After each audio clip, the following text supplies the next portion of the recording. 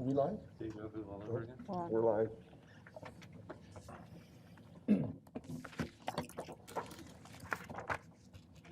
Good afternoon. I'd like to welcome you all to the April 21st Orlando Aviation Board. I'd like to call to order April 17th here on our. Right. This is the April 21st Aviation Board meeting. Mr. Mateer, could you lead us in the Pledge of Allegiance?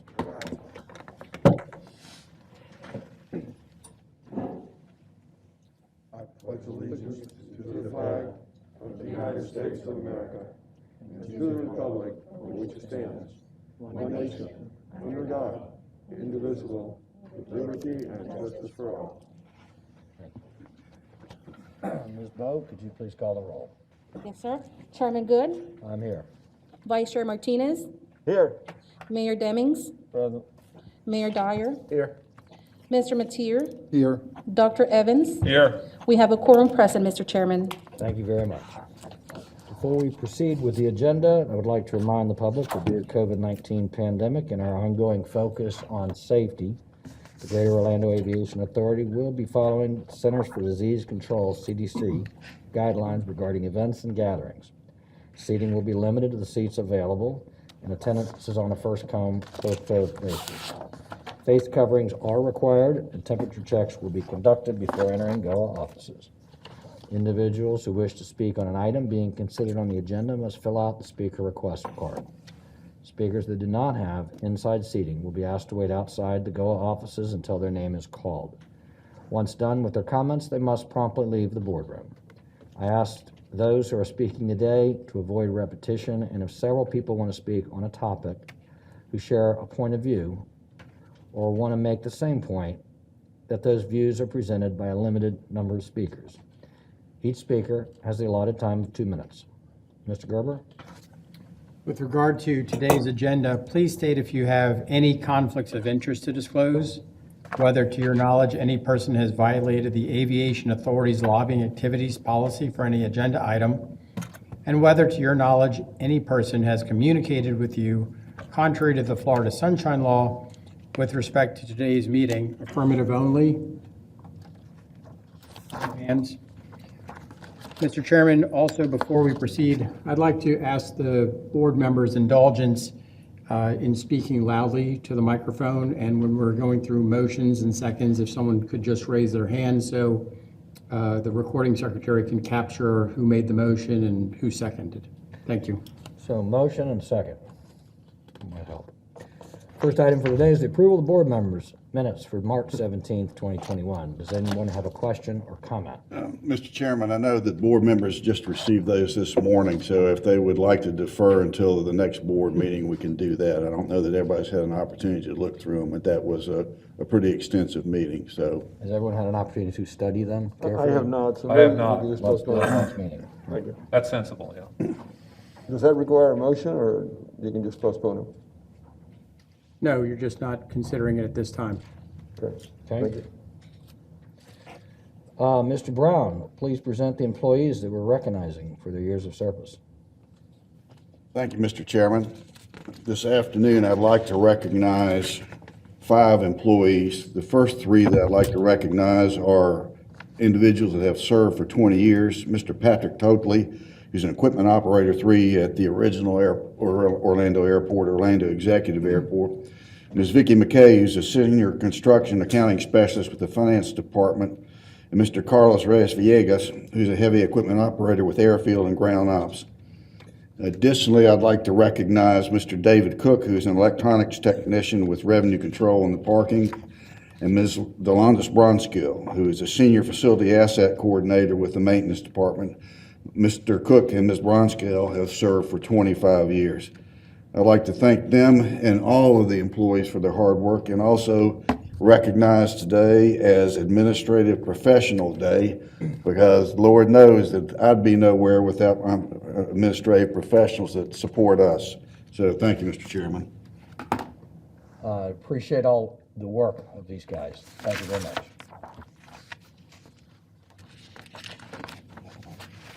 Okay.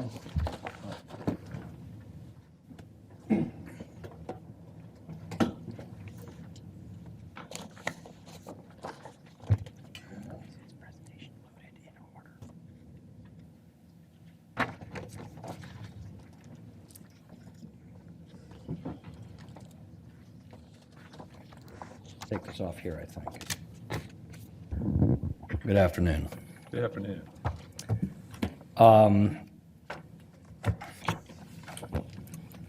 I would like to begin the Greater Orlando State of the Aviation Authority Chairman's update.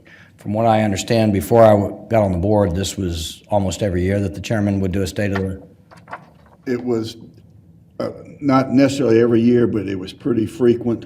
But this is the first we've had in a while. This has been an amazing year.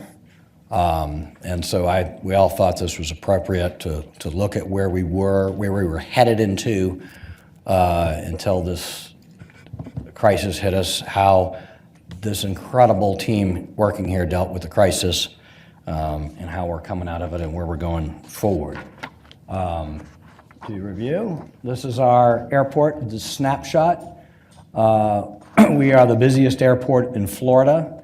We are the 10th busiest U.S. airport by destination traffic, which means people actually get off the airplane and go into the community, which has a lot better impact on our community than somebody perhaps in Atlanta that comes from 19 and grabs a cup of coffee and takes off to Dallas on A20. It's more stress, and it's more of a benefit to the community. It's a $41 billion economic impact. We have, how many people knew we have the world's largest rental car market, and we have a large selection of concessions, particularly headed into COVID. We are one of the largest landmass airports in the country, and I don't know how many of y'all have seen this slide, but we can fit inside the envelope of our international airport, JFK, Los Angeles, LAX, as well as Miami International. And as you see, we've got a little room left over. Our airport, our executive airport, is one of the few airports in the country that are downtown, making it very accessible to a lot of businesses downtown. It sits on 1,000 acres of land. I wanted to start with this. This is really our mission, our purpose, and we wanted to kind of start and end with this. One of the first things when I came on board, Mr. Brown sat me down and explained to me what the Orlando experience is, and really impressed on me what the goal here is. And our mission is to deliver superior service and experience to everybody that steps off an airplane and everybody that steps back on an airplane. The time someone steps up on the plane, they need to feel like they've arrived in the happiest place on earth. I use this slide because I remember when I first stepped into the airport, into this space, and was just blown away. I didn't live in Orlando. I was used to going into Miami International Airport and been in and out of JFK, and I've been in and out of Atlanta. And when I stepped into this space, as probably the first time many of y'all did on the board, I felt like I had really arrived somewhere special. And the people were nice as they are, and this special experience comes from the aesthetics and the feet, on-time flight, happy people greeting us when people get off the plane, fast service for a cup of coffee, great food, easy signage, clean bathrooms, baggage claim that comes quickly and hopefully not lost. Transportation out, how we get out, it's an easy flow. It reflects on the whole community. We are a seldom traveled airport. People are coming in here with 3, 4 kids, grandmother, carrying bags, and every friction point that we can reduce, every way we can delight them is going to make them spend more money if they come off the airport happy and they go into iDrive or they go to Winter Park. They're going to be happier, spending more money, tipping heavier. So everything we do here has an impact on those people. It also helps corporate relocations and people relocations. One of the first things when we try to get somebody to move here, move their company here, they bring spouses, they bring kids, and if people are happy living here It's easier for our companies, from Westinghouse to Lockheed Martin, to move senior executives here. It's easier for people to move, so it helps the entire community. Everything we can do to delight our customers, help them come back, and helps the rest of the community. As Dr. Evans will say also, happy employees also serve happier customers. So we're one big team. We were at 25,000 employees here until COVID. We dropped down to maybe 14, 15. I think we're starting to push closer to 20,000, but we're all a team, from the people that take care of the bathrooms, the people that run the landing strips, the people that handle the bags, and we all work together to make sure this experience works and is comfortable. As a result, we've won a lot of awards. In 2020, we were the USA Today's best large airport. We've won the J.D. Power Award for best customer service 2 different years in the last couple of years, and I believe we've come in number 2 or 3 several other years, the last 4 or 5 years. The other part of customer service is when I say we help people in Central Florida relocate their businesses, build their businesses, have their customers come in.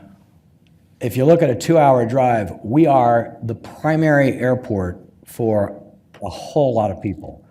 We are 65% almost of the entire state of Florida is within a 2-hour drive. People from Jacksonville come here and use our airport. We know people that live in Sarasota and Tampa that come here use our airport. We have dramatically more flights, and we'll get to that.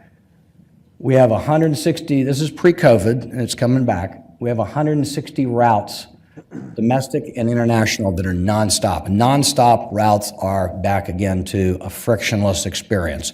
Every time you're bringing your kids and you got to change airplanes and drag your kids and your grandmother through the airport, it creates one more bit of friction that somebody's a little less happy when they go out and decide how they're going to tip the waiter on iDrive. So this allows visitors to get here easy and comfortably, and it also allows people who live here and have their businesses here an easy way to get out and get to wherever their destinations are. And it's not just a high number of destinations that we have versus Tampa or Jacksonville or Fort Lauderdale. It's the frequent trips. A lot more trips from here to New York that you have to choose from than from many other airports. Miami may be accepted. While we're at it, this is the service routes to compare our airports. You can see we're over to the right. This is pre-COVID. Everybody's down a little right now. We have 97 different, the slide's a little confusing. The top is domestic destinations. The bottom is international. So if you compare us to Fort Lauderdale at 85, Miami at 71, if you compare us to Tampa at 71, we've got 97 then look at our international compared to Tampa or Jacksonville down here. This is why people come here, they move their businesses here, and it's easier for them to get here. Customer experience was a bit challenged during the pandemic. We had to cut back on a lot of what we do, but we remained the #1 airport in the country for social media engagement, which became more important when people were able to be on their airplane and figure out, when I land, how do I get to Chick-fil-A? Where do I go get my bags? People were trying to get through the airport efficiently, and our social media really stepped up. Our teams were incredible. Some new initiatives, for instance, that we're just starting is the lanyard the Sunflower Lanyard program. It's been used in Europe. I have had an Alzheimer's mother. And in the beginning, she could go through airports sort of on her own. She would have a lanyard here. As she got a little older, she would go with us, but sometimes would disappear. So the lanyard is for everything from kids to people with disabilities. Our team is constantly coming up with new ways to try to make this experience better and more inclusive. And we're also working heavily on training on human trafficking, which we know is a real issue. Well, now comes COVID. We dropped 96% in domestic, 99% international. It was a huge drop. We were at about, what, Mr. Brown, about 80,000 in our last day of February, or last Sunday in February? Last Sunday in February, we hit about 65,000. Last February 2020. 2020, Before when we hit Easter in our biggest day was about almost 90,000, March 23rd of 2019. In February, we did have a day that we were in excess of 80,000. And we went down to 1,700 passengers a day in various days in April. So this was a huge, huge drop. And it was a drop in revenues for our airlines. We had no idea who was going bankrupt, who was going to survive, how we would deal with the health safety issues. We didn't understand the science of it. We didn't understand our tenants were moving out, not able to pay rent. It was a really difficult situation for those of you who were there. Our Mr. Brown and his team, everything from security people to maintenance people to bag people, everybody was in the line of fire and not knowing where this was going. People were digging in heavily. We were spending more money than before on cleaning, social distancing issues. You had to keep people separate. Based on, I believe it was Mayor Dyer's motion in July, we instituted a mask mandate, and we've enforced it. Not always easy, but the team did an amazing job kicking in to try to give people a feeling of comfort here and to make it as safe as possible. Our income sources were heavily impacted. It was parking. I don't know how many people drove through the parking garage in April, but it was surreal. Rental car income dropped, commercial income dropped, concessions dropped, the Hyatt Hotel dropped, our income dropped very low. Approximately 80% of our concessions closed at some point last year. 20% did remain open, although not full-time, and we really appreciate those tenants that did stay open. Perez of Florida, Gilchrist Enterprises, OHM Concessions, and Lee Wesley Group. They were there to serve even those few customers coming through. These are the concessions we gave to the concessionaires to try to help them through this crisis. We gave between May, August, March, we gave over $98 million, and that's lost revenue to us that we gave them in concessions. And we were there to help. We got help from the federal government, and we were there to help the concessionaires.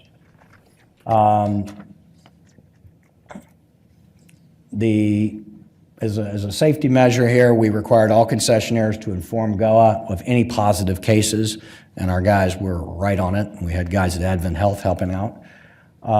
Staffing is still a challenge as we're recovering. We're now up, Mr. Brown, where are we on a good Sunday now? We're at about 70%, I believe, 75% of where we would have been in 19. Is that right? Actually, over the holiday break, we were approaching closer to 80%. We've dropped back a little bit now, but at the peak during, the Easter and spring break, we were pushing about 80%.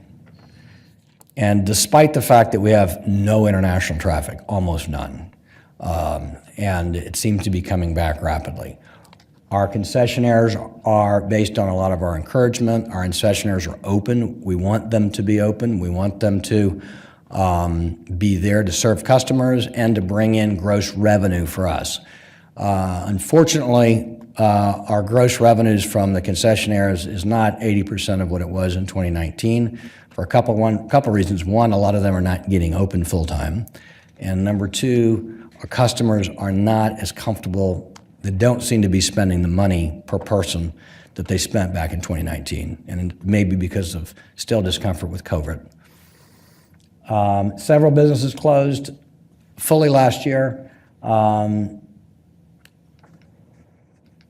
Air service development, we have a team, despite that's here trying to expand routes, and they had a great product to sell because we have an incredible airport. Our team did a great job with safety and health safety, and the air services team, despite the fact we've been in COVID, been successful at getting deals done with airlines to London Heathrow for the first time. New destinations domestically, Columbia, South Carolina, Charleston, Dayton, Fort Myers, Honolulu. And Honolulu is a big one because it's our gateway to the Orient, and Wilmington, Delaware. How they got that done during the midst of COVID is admirable. These are the resumption. You can see all these airlines resuming services: Greensboro, North Carolina, Manchester, England, Dayton, Ohio, Nashville, and the dates that they're trying to get open by. Some of the internationals will still require some further regulatory permitting, but the airlines are trying to get permitted so that they can start bringing people in here.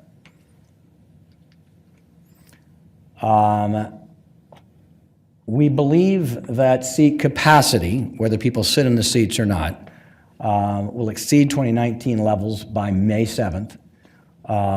So May to June, we should be at capacity higher than we were at in 2019, giving people the opportunity to at least get here. 10 airlines have new service.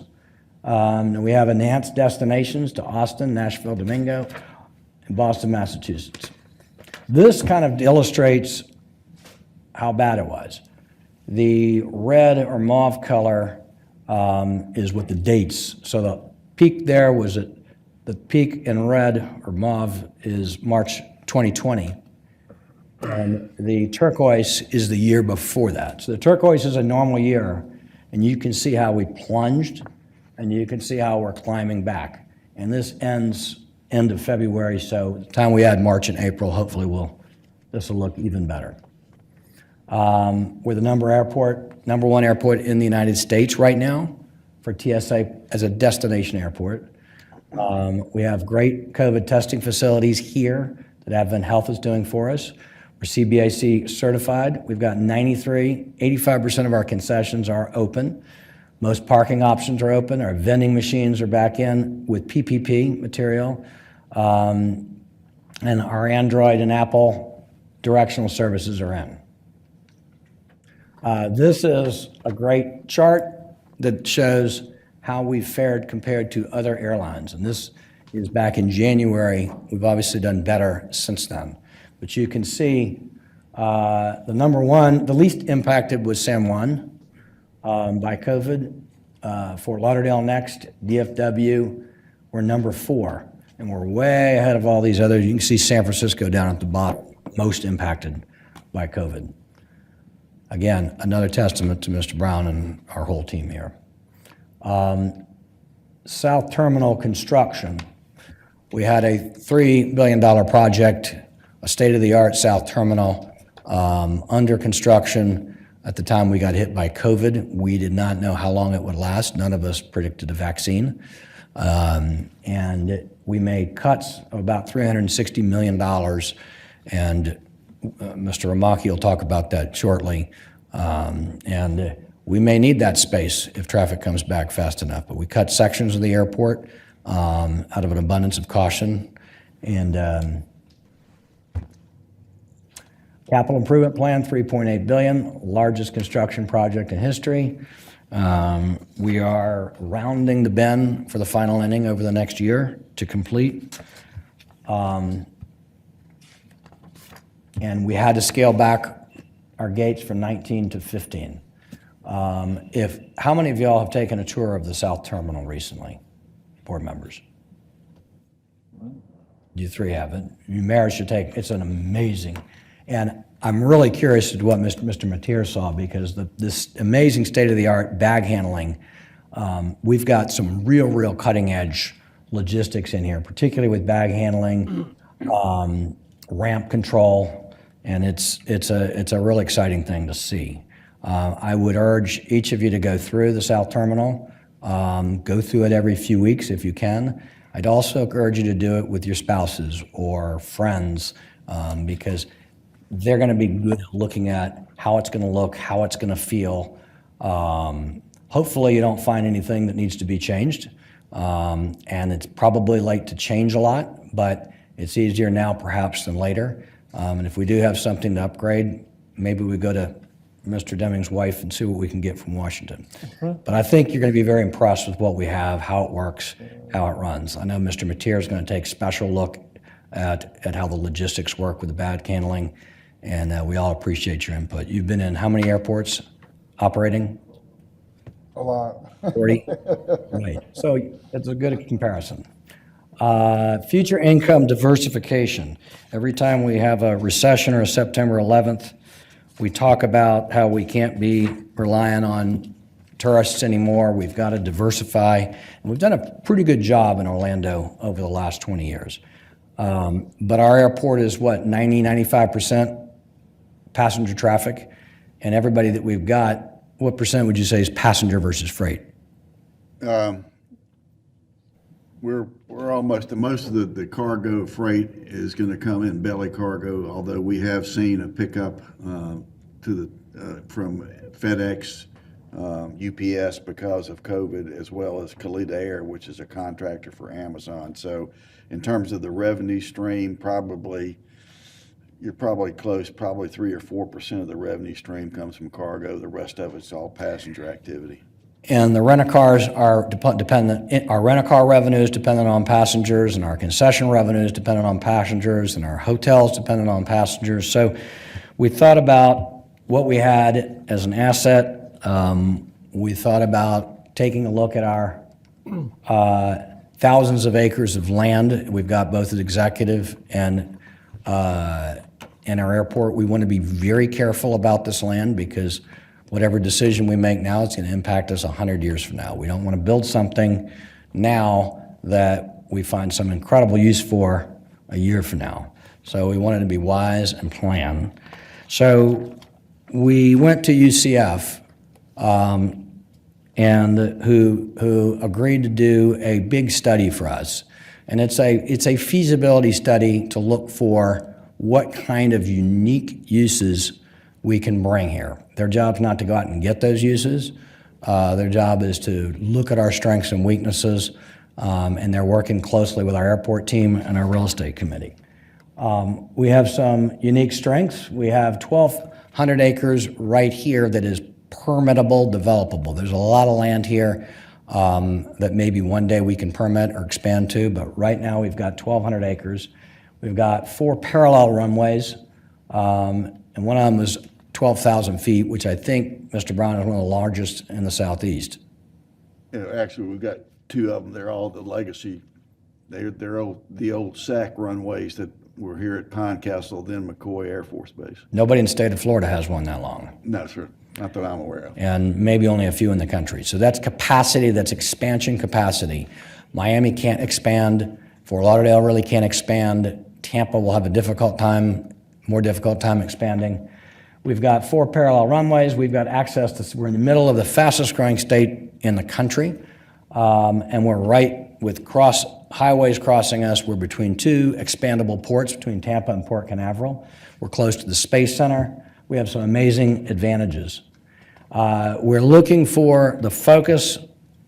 Well, what we want to be focusing on right now is what I'll call drivers of business. A receiver might be a hotel, for instance. All they're doing is capturing revenue from people who are already here. If those people aren't there, we got a problem with a hotel. We're looking for drivers, to what categories that we can go out and get for drivers. We want people who uniquely need to be on our airport. We don't want to have to compete with some location in Ocala where we can only compete on price. We also don't really want to compete with private developers in the region. So we're looking for people who uniquely need to be on our airport. We're looking for people who draw other lucrative, high-paying businesses that need to be adjacent to the airports. We want businesses that will drive additional lucrative business travel or freight travel on our airplanes. We want people who will draw a large quantity of high-paying jobs for the community. We want people who are recession-resistant, pandemic-resistant, and are other adverse event, such as a terrorist act or a war. And of course, we want people that pay us top rent. We'd like to end up being able to drive another $200–300 million over the next 10 years in stable, resistant, durable income. So these are what I call receivers of business. Now, freight is not as much on the list. Freight is important, and we need to expand freight, but freight doesn't tend to pay as much and doesn't tend to bring those high-paying, dense, high-tech jobs. So we may table going after freight. We didn't prioritize that, number one. I think it's something we need to really focus on in freight and logistics, but we want to focus more on manufacturing first, in this first wave. Here are some examples.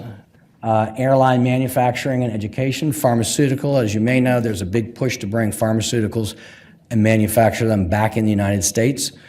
Certain pharmaceuticals need to be on a runway or very close to an airplane because they don't last very long. And you need to get them on that plane and get them to Bogota or get them to Chicago. Boston has done a great job with this. Augmented virtuality, autonomous sensors, nanotechnology, aerospace, and digital twins. First things first, in order, we want to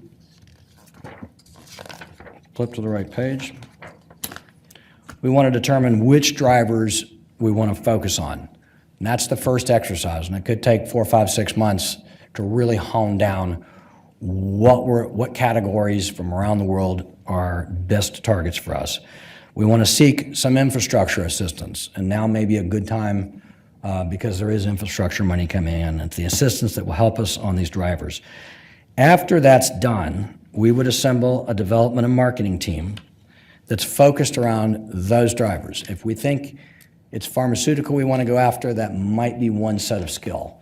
If we think it's some kind of a simulation, it might be another set of development and marketing people. We'll market to those drivers, and we'll simultaneously kind of land plan and figure out what needs to go where. And this is not a quick process. We want to secure the drivers then, and then we have to figure out, do we need a fee developer to help us build that particular building that understands pharmaceuticals, for instance? How do we get it financed? But that comes last. Then we would move to freight, and then we'd move to receivers. In order is important, and what's going to happen to you guys, and this is what I saw when I got on the board 2 years ago. There are developers and brokers that are constantly coming and looking at our valuable land and coming up with ideas, and some of them might be the very best ideas, but I would hate to drop something in a spot that the most lucrative person needed to have. So we want to step aside from leasing up our property, other than the short-term leasing that we're doing, which we'll get to a little bit, and focus on who's the top people to get, and then move down from there. Lastly, the goals: successfully open the South Terminal C complex, which will be very exciting in about a year. Rebuild passenger confidence, which includes passengers more comfortable going into our restaurants and retail. Recover our traffic, maintain security, begin to diversify revenue stream. It's a 10-year process. Updating our strategic plan along with it. We want to get another J.D. Power Award. When does that decision get made, Mr. Brown? Be in September. Okay, well, we need to work together for it, and rebuild our income streams. As a summary, I am very optimistic. I'm even amazed at how we've come through this as a community and as an airport. And it's been a lot of great leadership and from everybody that works here. It's been great leadership from our 2 mayors, by the way. Done a fantastic job. And I'm very optimistic. Back to a superior experience. As we go forward, I can't stress enough how important it is for all of us to work together, all 20,000 and hopefully soon 25,000 employees, because 60% of the state depends on us doing a super job. Any questions? Yes, sir. Thank you for your report, Mr. Chairman. I think the value, the merit of being earnest, committed, and resolved to generating a tremendous customer experience is really just commendable to the whole group. And I want to point out Brian Engel, E-N-G-L-E, Director of Customer Experience, has done a fabulous job. Because what do we want? We want that person, that passenger who's coming down from Akron or from Singapore to go home and do what? Tell stories. Stories move the needle. Stories move the world. No offense, I loved your PowerPoint, but a great story is what gets things going. So I'm excited about where we're going with the Orlando experience, and just appreciate your thoughts and observations very much. Well, I appreciate your interest in that, too. Thank you very much. Thank you, Mr. Chairman. And while you're moving back to the dais, I'd like to introduce Davin Ramaki, who is the Senior Director of Engineering Construction. Members of the board, mayors, we've talked a lot about the South Terminal. We haven't really had an in-depth update on that for a while. So Mr. Ramaki has managed to take a lot of material and squeeze it into about 30 minutes of presentation.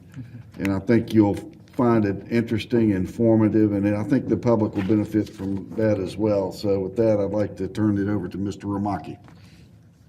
Thank you, Mr. Brown. Good afternoon, Mr. Chairman, mayors, members of the board. Progress on the South Terminal project is moving us closer to a momentous day at Orlando International Airport, the day we open the doors on the largest capital project in our airport's history.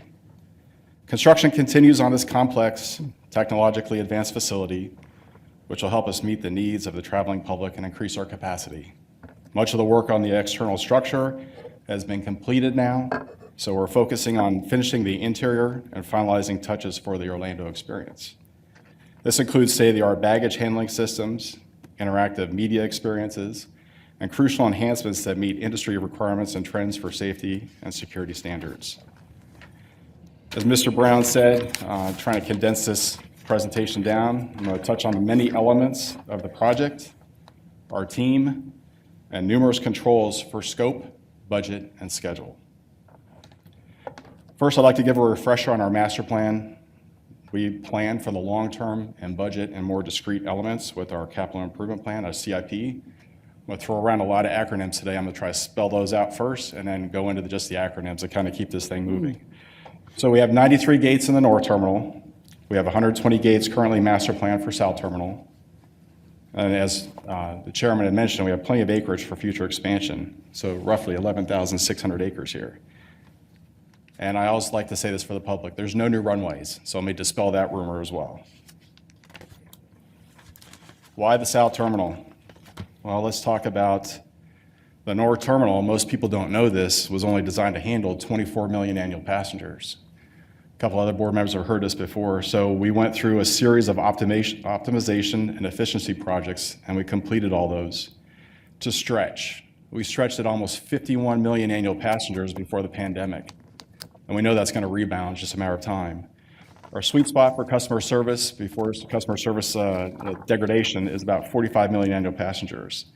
The North Terminal is intended to handle 10 to 12 million annual passengers. So we finished up the ticket lobby renovation, the airside 4 renovation with a brand new federal inspection station for Customs and Border, CBP. And we also finished the North Terminal baggage, and we wrapped up our South APM, South Automated People Mover, Intermodal Terminal Facility. And we're happy to say that right now, Brightline, who's backstage, is working on that program. So between their vehicle maintenance facility, down just past Conserve 1, as well as in the facility itself. So we're very excited to help with all that. You've seen this orthographic representation before. This shows how we connect to the ITF, the Intermodal Terminal Facility. As the chairman mentioned, we have a lot of capacity coming up here. So we're working on 15 gates, 20 plane positions, all you see in blue. We expanded this garage right before the pandemic hit. We've been working with our employee parking down there. And then as phase 1 expansion, which had another 4 gates, some RON, remain overnight positions, was put in the job. We took it back out to make it mission critical. We demarcated these off so that we can go ahead and pick those up at a later time. We also have a connector between our Grand Transportation Facility, which connects the landside terminal to the garages. That's also intended to connect over to the ITF building itself. So we do have future tie-in capabilities. Here's a little bit more comprehensive slide. I know we've shown this before. It actually shows the entire scope of the job, 15 gates, 20 plane positions on roughly 300 acres. The budget is just shy of $2.8 billion. It's been up and down, but we're holding to that budget right now due to the COVID issues. And the schedule. Most people don't want to throw a schedule out, but we're holding to February 28th, 2022 for substantial completion. We're confident in that. On our square footage, this is impressive numbers for a big program. We have just under 2 million square feet for terminal. That's the land side and the airside concourse. And all the other square footage necessary for fully functional operations. You see on there we have large airfield civil, 3.7 million square feet. And I'll show some pictures and video in a minute here. Here's a detailed status of all the components of South Terminal. Basically, the core and the shell is complete. And now we're really working hard after the interior build out and finishes. That's the focus for the next 10 months as we complete. We do have an integrated project schedule. We call an IPR schedule, Primavera P6 for all those other schedule folks out there. We have 2 construction managers, Hensel Phelps and Turner Kiewit, along with our baggage system folks, Vonderlande, we call them VI. They're doing a tote tray system. They're a D-bomb contractor, design, build, operate, and maintain. So we've taken these 3 firms, and we've integrated them together, and we've locked down the entire schedule for the job. So we're holding to substantial completion. We're striving to keep our punch list to a minimum, and then jobs of this magnitude always have what I call MAC work, move, add, change. So we're looking at strategically how to incorporate mission-critical items now that we might have missed or regulatory agencies might have thrown at us. Do that now. If it's not mission-critical, it goes to day 2. So we have a list of what we'll call the MAC work or adults, and then we'll see what kind of money we have after we open.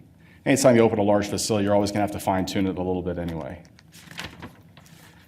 There's a lot of relatable fun facts. We like throwing this out for large projects. So it's impressive comparisons to known iconic elements like the Empire State Building, Spaceship Earth over at Epcot. And then if you look at the amount of piles we have on the ground for this South Terminal, it's stretched from here to St. Augustine. So pretty impressive statistics. We're rapidly approaching 10 million hours worked with very minor issues amongst the workforce. This is the best safety record in the entire United States, if not the world. So our insurance carrier, FM Global, even uses this program as the model, they tell us, globally. So we're very proud of our safety record, very proud of all the men and women working on this project. Next, I'm going to show you some pictures and then some video. So this is our iconic prow. It's basically our front doorstep for the South Terminal. This is the iconic vision of Kurt Fentress with all his iconography. It basically shows you that boulevard really taking shape in that linear concept for intuitive wayfinding. So we also have the town square right in the landside terminal right in here, and then the Palm Court right over here. So it's meant for more intuitive wayfinding. A lot of lessons learned from the North Terminal here have been incorporated in that South Terminal, as long as with the flip of the arrivals and the departures. So now when you arrive to Central Florida, we talked about the Orlando experience, Mr. Chairman. So it's like, wow, I've arrived in Central Florida. We don't push you down in the basement, so you're up on top. So here's a video of our airside concourse. This is the West Concourse shown right here. Basically, it shows you everything's taking shape. The roof's on, the core and the shell is looking pretty good. We have, again, 8 narrow body gates I'll show you in a second. These are the 7 multiple aircraft ramp system. We call these Mars gates that are accommodating those jumbo planes, so the bigger planes. And you can see where our airfield is here and is getting ready to tie into the building. And our passenger boarding bridges come off of these piers and they tie to the plane. First one goes in tomorrow. We just got it. So we have 22 of those going into the job I'll talk about in a few minutes. So this is that North Concourse. We have 8 narrow body gates up there. JetBlue is our anchor carrier. So we're progressing really well. And all this ties into that West Airfield. So things are looking really good about connection to Bravo 10, up around Echo and Foxtrot. And you can see our control tower in the back. I'll talk about virtual ramp control in a little bit too. So as we move into the interior, this is the Palm Court. As the chairman had pointed out, with the Hyatt Atrium, again, beautiful Hyatt Atrium. This is similar in volume space as the Hyatt Atrium and the North Terminal. And you can see many areas are just about ready for tenant concessions to start beginning in their respective spaces. This is all on target to be completed actually by fall of this year. So, and then we'll anticipate hooking up planes and getting those ready for that February date. So you can see the skylight as well. This has different lighting features along that boulevard. You can actually do a light show, so it's pretty nice. This is future concession here. This is how you get into and out of the landside terminal. We have international arrivals on the top before you go into Customs and Border Patrol and the Federal Inspection Station, and then domestic arrivals and departures are down here. We have some temporary walls up right now for air conditioning. And by the way, the air conditioning has been running on the building now for a couple months. This might get you a little bit of motion sickness, but this is Vonderlande VI is doing our baggage handling tote tray system. It's 7 miles long. We have early bag storage. We've already started running the system as we're 10 months out. So we're about 90% mechanically complete, 75% electrically complete. We actually started commissioning. We're at 10% right now. This says 100% RFID tracking, radio frequency identification on your bags, so we don't lose bags. This also saves energy by about 60%, and it takes less personnel to operate the system. We could charge people to ride on that and never make it to Disney. Well, don't tell OSHA that, sir. It's a new Disney e-ticket ride. Yeah. All right, so here's a picture of our early bag storage. We actually have 9 cranes that are in here, and those cranes run back and forth, and they can put bags in all these different areas. This is a nice, call this the heartbeat and the arteries of our baggage system, again, 7 miles long. You'll notice that we push out these induction points out further to the gates. We don't have that in our terminal with our 4 air sides, but we do have it here. So that actually helps with all the operational efficiency and those turns on the gates for the airlines. Can you explain why the early bag storage is so important? So early bag storage, a lot of international travelers will come here, and after they check out of their hotel, their flight might not leave until 3 or 4 o'clock in the afternoon. Well, what do you do with your family? Well, you can come here. Now you can actually check your bags, and we have a lot of concessions pre and post security, so you can shop, hang out, have a restaurant, hit the bar. So that's why we're doing early bag storage. We had some variation of that up in the North Terminal, but not quite as robust. This has a 2,000 bag capacity, and it's almost like RAM in a computer, random access memory. So even though it can handle 2,000, the sweet spot of operating is around 1,800 bags per hour, or bags that we can store. So a lot of flexibility on this new terminal. I want to basically touch on OUC briefly. We negotiated a 20-year partnership deal with them to operate and maintain our central energy plant, emergency power generation buildings that we're building right now. So as soon as we build these and commission them, they're right at our hip, and they'll have a presence with us. We have 7 1,500-ton chillers that are running, and we're debugging those right now as we get into our interior finishes of the terminal.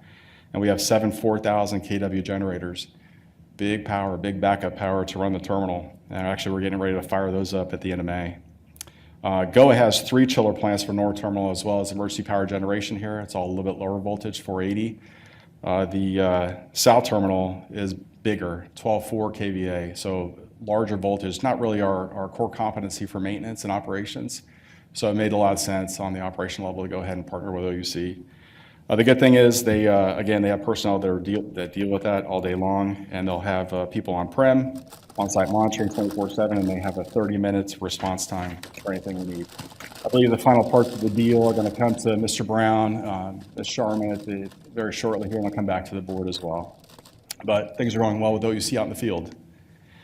This is a view of our floating solar array that's been installed and operating. Mayor Dyer, we're happy to assist with all the clean energy initiatives, so those are running really well. Appreciate that. That's something to see at night too, especially if you're flying out. It looks very pretty. It's got a nice little rolling O in there.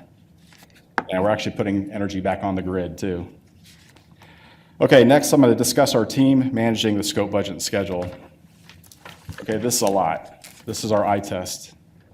We basically have 2,000 people working on the project right now. Again, that's a lot. Hensel Phelps, Turner Kiewit, Vonderlande doing the baggage system. We also have all the GOA departments, and there are many of us. Owner-authorized reps, basically staff extension. HNTB is our architect of record, and Fentress is our iconic architect helping us out with the project.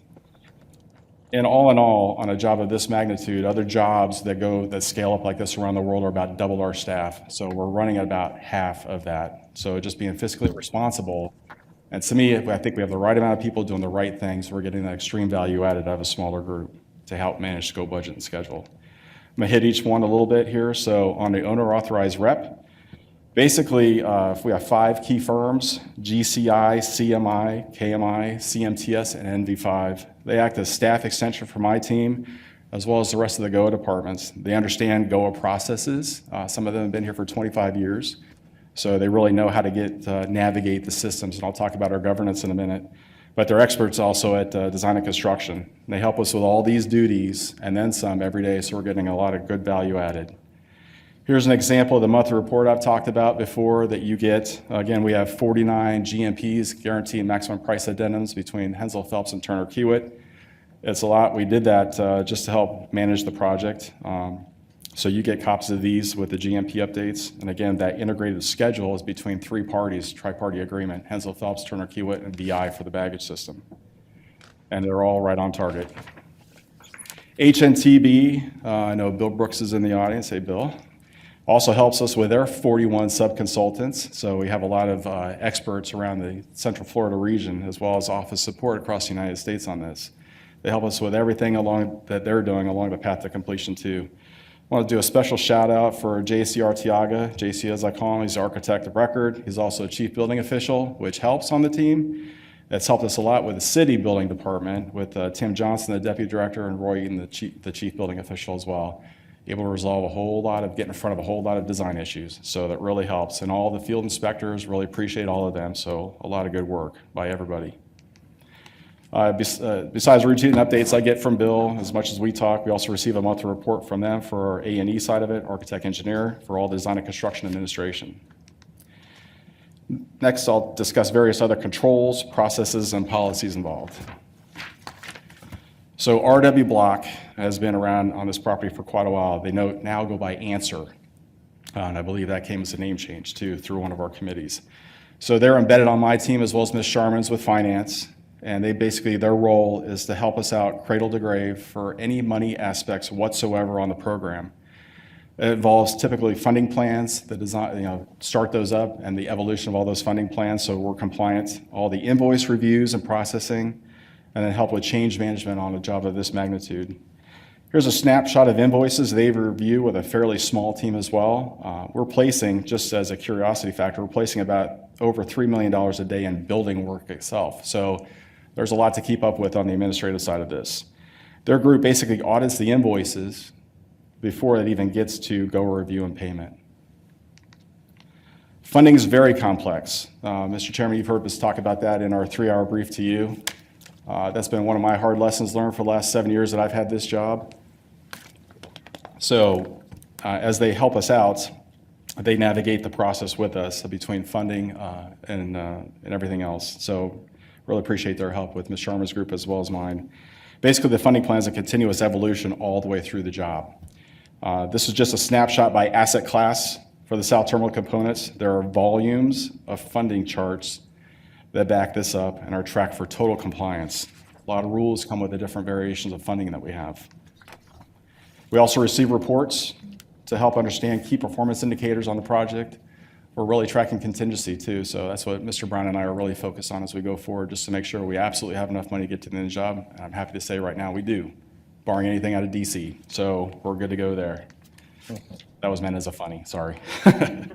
Okay, so for controls, I have a small group of my GO department controls that help us navigate 3 committees, construction committee, professional services committee, as well as design review committee, and everything else required by all the rules and policies to implement our capital improvement plan, CIP, with South Terminal being the largest element.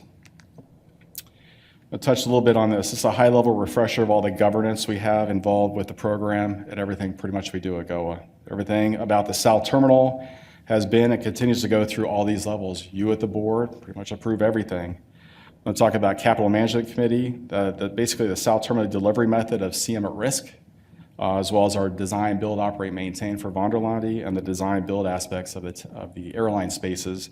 Those are just examples of what comes to CMC. The Construction Finance Oversight Committee, CFOC, everything and anything dealing with financials and funding plans go to the CFOC. PSC is a professional services committee. All the professional contracts we have for the job have gone through PSC. CCM, construction committee, basically anything with direct costs of work like GMPs, guaranteed maximum price addendums, contingency requests, time extensions, all those go to CCM. And then DRC, design review committee. We have a design set of standards that the South Terminal's been through, and very shortly the residual tenant concessions are getting ready to go through that process. I believe we're starting next week. I chair that committee as well. So a very robust system. You're going to hear me refer back to this on the next set of slides. So this is our life cycle process for all CIP elements, capital improvement plan elements. Everything is in compliance with all the rules, policies, and Florida statutes. Every project is managed under the governance I just covered in the prior slide. On CFOC, all aspects of South Terminal funding again involve CFOC oversight and reviews. The CIP is updated each year. We just did an update. We did a forecast of South Terminal. That's the largest element of the CIP. I know Mr. Brown and Ms. Sherman are working on that, all that with the modeling, and that'll eventually come back to you later in the year as well. Again, the PSC serves as a committee for all related contracts, and any updates with modifications for the program come back to the PSC. I chair that one as well. An example, critical staffing on the project. You know, it's a long-term project, 5-6 years, so as some people go, they have to get approval to have replacements come back in, and instead of just me or Mr. Brown making that call, we bring it back to committee and saying, here's their value added, let's take a look at it and vote on it. For construction committee, everything related to scope, budget, and schedule for South Terminal GMPs or contingency use goes to construction committee for approval. And here are the policies relating to all that. And again, we have 49 GMPs. And a lot of people say, well, what's in a GMP? Well, we've taken a very large program. Again, it's $2.8 billion, and we've broken that down into various GMPs to help control the process and then do this real-time auditing I'm talking about. So this shows the level of detail on each GMP. We actually have direct costs of work, the actual construction part, general conditions for the construction manager. Then we have the contingency put in there, just in case we miss something. There's errors and omissions I'll talk about in a minute, bond, and then fee. So basically, anytime we put together one of these GMPs, it goes through construction committee, CFOC, and the board for approval. Okay, when we modify a GMP, you've had me come back the last couple of board meetings. As GMPs close out, for example, I've come back to you for approval to shift funds.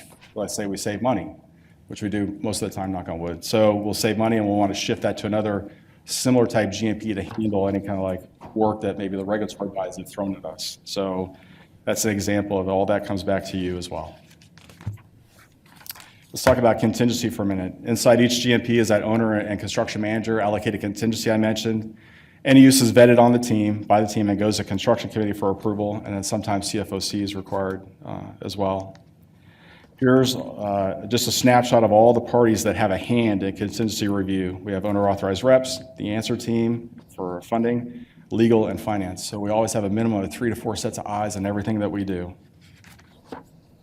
Here's an example of the form we use for contingency. And again, I mentioned it's real-time auditing before it even gets anywhere to any committee. You see a lot of signatures down here. That's legal and finance and our answer team signing off on those before it even comes into a committee. We have clear contract definitions on each of these items for contingency and a bulletin. So you see up there I mentioned for bulletins, errors and omissions. I'm happy to report to you the extreme value that Mr. Brooks and his team at H&TB are doing for us. Our error and omission rate is 0.63%, so less than 1% on a massive job, $2 billion worth of work. The industry average is 5%, so we're blowing that out of the water. On settlements, as we further lock down risk, as we only have 10 minutes to go, it's good business to negotiate settlements. We're about 40% through this set that we currently have, and again, all these go to construction committee and CFOC for approvals. Legal and small business are intrinsically involved in the entire process. And I just want to say for everybody, GO has always taken a position of firm but fair with contract language and for all the funding constraints that come with that. We have a process for everything. This is our established process. We really set the precedent, again, when we completed over $1 billion worth of work before we embarked upon South Terminal. So we did that ticket lobby renovation, airside 4 renovation, North Terminal baggage system, and then the South Automated People Mover Intermodal Terminal Facility. That process, this process we're doing now, saved us millions in legal fees. So it works. When GMPs are done, we have a process for closeout. We have a process for everything. These go to construction committee as well as construction finance oversight committee. And again, we also work with small business intrinsically for all final reconciliations. And right now, we have 20 GMPs that are closed, and I believe I signed off on one last night, so 21. Okay, I promise you I'm more than halfway there. So part of managing scope budget schedule is also working as good partners with the CMs and their sub-trades and consultants. We track participation for direct construction as well as construction management. That's basically the staffing of Hensel Phelps and Turner Keywood on the project. We have routine meetings with small business, George Morning, as well as legal. The legal team to resolve the many issues that typically are dealt with on a program of this size. Hard part about this is, again, we got to make sure everything is straight up, it's backed up, and we have the right numbers. So, but this tracks dollar for dollar, the way the program was intended. Okay, the next wave is upon us as we complete the base building. You saw the video of where the CMs are at, and we get it ready for occupancy of our key stakeholders, basically the airlines and all the tenant concessions. The CMs are busy with the base project, so these 6 design build firms that have already been to you at the board are gearing up to complete the interior build-outs of the airline spaces. The respective schedule coincides with the overall timeline of February of next year. And you can see there's a smattering of spaces that are located throughout the entire landside terminal and the airside concourse. On the tenant concessions, they're also ramping up to start later this year and complete by February 2022 as well. We have a number of locations, 31 plus or minus, all go to the DRC, Design Review Committee, starting next week for final approvals. They're also working with the city. Tim Johnson's helping us out with, there's a parent permit and a child permit, and we're making sure there's a good handoff between the CMs and the tenant concessionaires so that all the code issues are taken into account. So working really well with Tim and Roy, and so again, appreciate that help. There's a lot of areas that are pre and post security, so I'm gonna go ahead and take you quickly through those locations, pre and post security. So for example, and you'll see a little locator map at the bottom right. Again, the ITF building, the garages down here, and then that connector to the GTF, to the landside terminal, and then the airside concourse. So we have one pre-security right over in the GTF. We have a few on landside level 2, right at ticketing and right before the TSA checkpoint. We have a few more up on landside level 6 at the bag claim area. This is just after you clear the federal inspection station and next to the domestic bag claim before you go out on the curb or take your next journey on Brightline trains or taxis or your own car, rental cars. So this is post-security. We have a number of tenant concessions in the Palm Court. And Giovanni and Mr. Brown are working through the various contracts for a very successful opening. So we're in good shape there. We have a couple up on the West Concourse near our larger Mars gates that I talked about, multiple aircraft ramp system. That's for those wide body gates, that's post-security. And up on that North Concourse, those 8 narrow body gates just past windows on Orlando, we have some more concessions up there. All the support spaces down on level 1. So this is all on the stages of wrapping up by these CMs right now. Okay, I need to touch on systems. After we build the air-conditioned space, the complicated part is making sure all the systems work. Basically all your computers, microphones, PA systems. You've heard me talk about it before, but here's a snapshot of our 70 different systems, and it's a lot. HAN Integrated is embedded in my team as well as Information Technology Group. They also work with purchasing, operations, and maintenance. Basically, they're embedded with GOA to help out make all these systems fully functional. That includes the regulatory bodies as well, CBP, TSA. Some of these are new systems, some are extensions. For example, I talk about virtual ramp control and the visual docking guidance system, VDGS. I'll get into those in a couple minutes here. So we've already started, and we're ramping up those purchases extensively right now with 10 months to go. And it's the right time for the job, quite honestly. I need to talk about logistics. So we renovated our HBJ building over near Lake Nona. It's a 298,000 square foot warehouse to serve as logistical support for South Terminal, basically.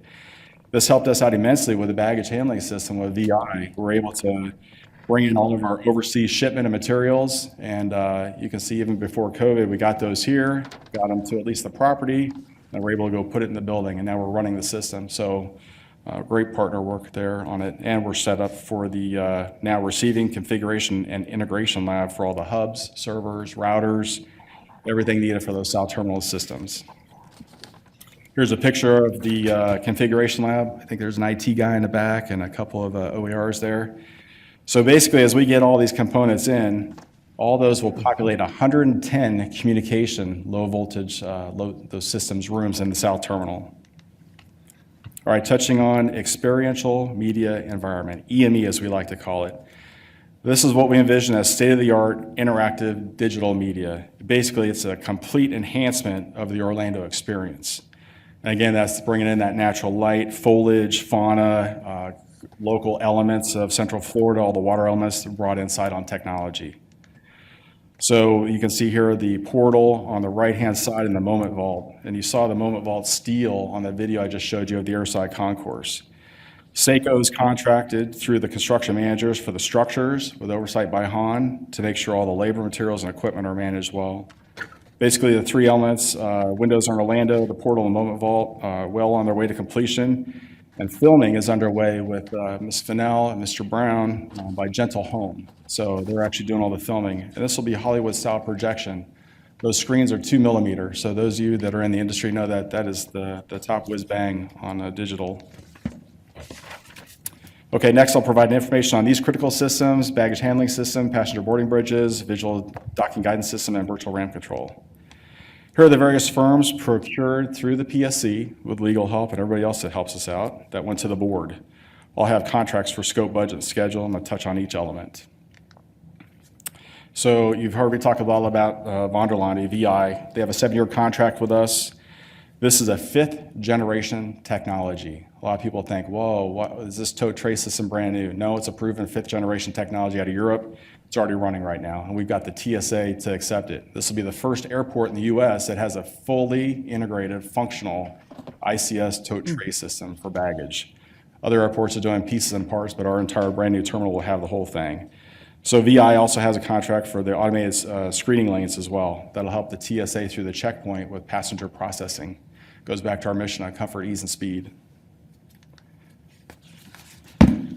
Again, it's a very robust system. You can see some more fun facts here, and we put these out there, so hopefully you can use those in the community as well.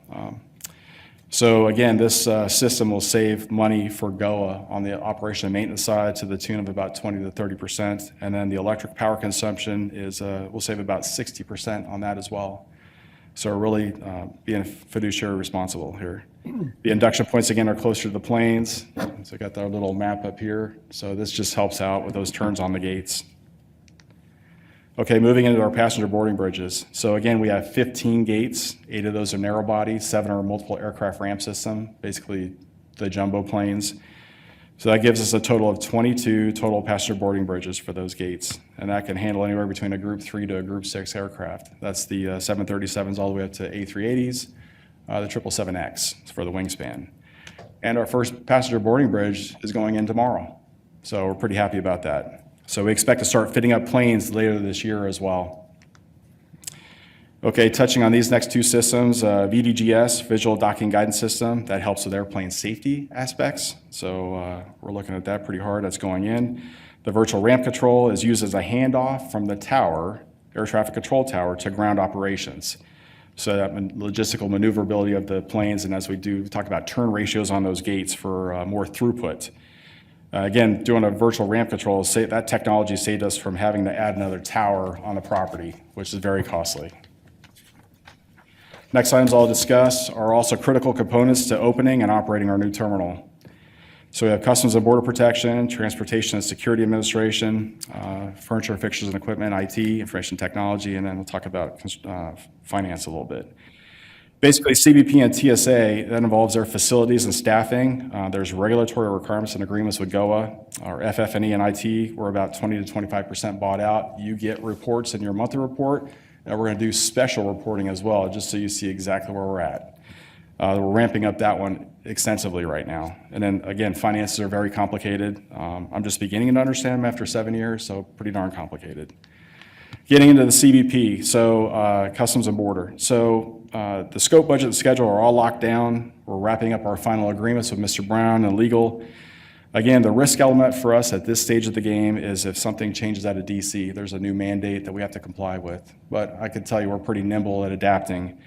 We had to do that over on our Airside 4, FIS, Federal Inspection Station renovation we just did. So a lot of lessons learned that we had on that Airside 4, and the same personnel from CBP. We have a new port director, McCandless, but that same Compel Verde, we love working with them. They're down on South Terminal helping us out with everything related to CBP right now. So it's going very well. Same thing on TSA. Very similar, all the scope, budget, schedule are locked down. We're wrapping up final agreements. And again, that risk element is anything that might change out of DC. Again, TSA also works with us very closely on our baggage handling system and those automated screening lanes for joint operations of the terminal. Again, they provide the staffing, we provide all the equipment, and then they go ahead and staff it for South Terminal. So our Go Operations group, Mr. Draper's group, is completely integrated with all of our efforts just to make sure we don't miss anything. On Orlando Police Department, we work well with our brothers and sisters in blue. And we have a liaison, John Goodby, that works for Mr. Gilliam, sitting over there on the side. So all the details are being worked out with OPD right now, and they have a home, and we appreciate their support. I'll promise you I'm almost done. Okay, for owner-furnished furniture, fixtures, and equipment, and information technology items. So there's a lot to buy, especially when we were setting up this budget. We're about 20 to 25% bought out, and you're going to see a lot more activity as we ramp up. So various committees and monthly reports are also involved in that. A lot of scrutiny on this, just so we don't trip on anything unintentionally. Part of the systems is we have a number of our systems are CETA for common use. South Terminal is a common use facility. Finance, purchasing, and operations IT are all involved with our procurement and installation of everything that's required to make the common use work. These systems basically enable the airlines and operations maximum flexibility of that terminal. So it helps out with that throughput as well. Okay, so due to CFOC legal issues with Sunshine Committee meetings, Kathleen and I can't always talk about items that we need to talk about. It's real time, unless there's a committee meeting, and sometimes those are once or twice a month. Maybe it's not as frequent. So we have block answer, as well as owner-authorized reps helping liaise between my group and finance, basically to absolutely ensure that efficient and effective communications is going on, and the outcome of the mission is it's successful, and we don't trip on anything. We're very proud to be leaders in aviation in the U.S. Just as we delivered our intermodal terminal facility as LEED certified, we're also on target for South Terminal as well. I'm happy to report. I'd like to thank you. I'd like to thank Mr. Brown for your leadership and support, and I want to publicly thank each and every person helping us on this monumental program, especially through a global pandemic. With that, I'm happy to take any questions. Can you tell me what is the average wage of the 2,000 or so persons who are working on the STC Phase 1 project? That's a darn good question, Mr. Mayor. So I can tell you this: we have, I'll back this up for you. Crane operators are making anywhere between $80,000 to $150,000 a year. We have that's one of the kind of the higher ends. Project managers are about $100,000 plus. Regular workers in the trades are making good money, $50,000 to $100,000 a year. If you go down to the lower scale, we have everybody down, like even help clean up around the job site. They're making good money too. I'll get you those exacts because I don't know that lower tiered scale, but I believe the last I looked at it, we're between the $15 to $20 an hour range right now for construction. And you know, construction has its ebbs and flows on supply and demand as well. So did I answer your question?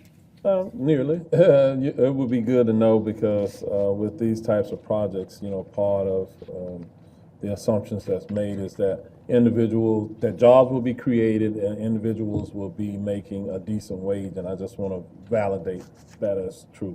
Yes, sir. We'll get you some data. I think it would be going up with this last leg because we're now on finishes. You got finish carpenters. Yes, sir. I would think that we're getting much more skilled laborers that are involved in this last very complex section, right? Yes, sir. Yeah, a lot of it is. But again, we have the high end all the way down to lower tier, I'll call it. That will stay with us to the very end. And then when we're done, there's a period of final completion. So you have substantial completion and then final. That's where we wrap up all the punch lists, do the little ash and trash to make it stage, on stage ready, on camera ready, so that everybody's ready to come in and use this terminal like our home. So. Mr. Chairman. Yes, Mr. Mayor. So we valued out I guess that's the term I'm going to use. We took out the large piece of public art that we had selected to go right in here. What are they going to do in place of that? So in this iconic art area here, we have that space for the future, but right behind this is that portal, literally like 20 feet away. We were kind of worried about competing there. To answer your question specifically, we're looking at other art pieces and locations throughout the terminal right now. So we're looking at different options. Mr. Brown, you want to? We are looking at some options. The challenge right now is because we don't have money in the construction budget, we're looking at other sources. What that would require, we do have some discretionary funds, but that would require us coming back to the art committee and presenting some ideas. So we're looking at that. Ms. Fennell's been actively involved in that, but it's all a matter of trying to balance what funds we have, making sure that we have sufficient for the project, and then putting in, and we're looking at local artists, just to be clear about that. But we have a policy on art acquisition. We're going to follow the policy because we know the Auditor General will be back to see us at sometime in the future.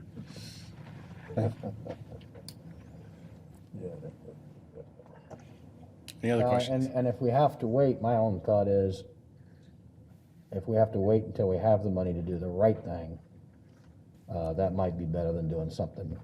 I will add, I know one of our warehouses, sir, there is, Ms. Fennell's looking at existing art pieces that we have that we're looking to bring out and go ahead and hang those up in the terminal as well. So we will have art in the terminal, so.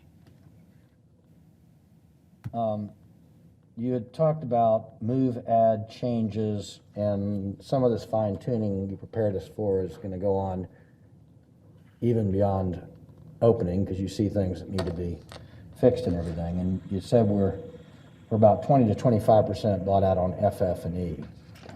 And what I'd ask you to do is, you've got resources like Mr. Mateer, who has been in some of those changes and things. Mr. Mateer and some other board members might have some great thoughts and ideas for, as you go through some of these final changes over the next period of time. And I also look at Mayor Dyer. I mean, when people get off the airplane, they're going to hear "Welcome to Orlando." This is Mayor Modi Dyer, and you've been with this thing since the very beginning. Things like this really be great if you can put by Mayor Dyer. And again, I would suggest if you possibly Mayor Deming can get your wife to take a tour through it with you. We're awful proud of what we're doing. So Any other this questions? is very complicated, and the last year is going to be particularly complicated. And you're really driving to make this thing done. That's right. Again, we have a lot of hardworking men and women at the leadership of Mr. Brown, as well as you all at the board, so can't thank them enough. This is a world-class team. I guarantee you will not find a better team. So thank you for the opportunity as well. And I'd like to thank Mr. Ramaki this is a very comprehensive report, and it may seem like a long time, but he covered a boatload of material, and all of it will be available to you. It's complicated, but I think the takeaways from my perspective, number one, we had a plan to begin with, we've looked at plans, and then we have a transparent process to oversee it. And we have lots of folks that are looking at to make sure that, number one, we're spending the money where we're allowed to spend the money. That's what that eye chart that Devin had on the different funding sources. We will be audited on that as well. FAA will audit us on PFCs. Others, the state potentially can audit us on these contracts. So we know that we're being watched. So we take particular care in making sure, number one, that we spend the money correctly. Number two, that the process is open to the public. Every one of those committees that Devin referenced are sunshine committees. Notices have to be posted. The public can attend those. So this is not a project that anybody's trying to slip anything by. We're doing the best we can. There will be some changes. You can't avoid changes in a project of this magnitude, but everybody's working hard to make sure that we do it right.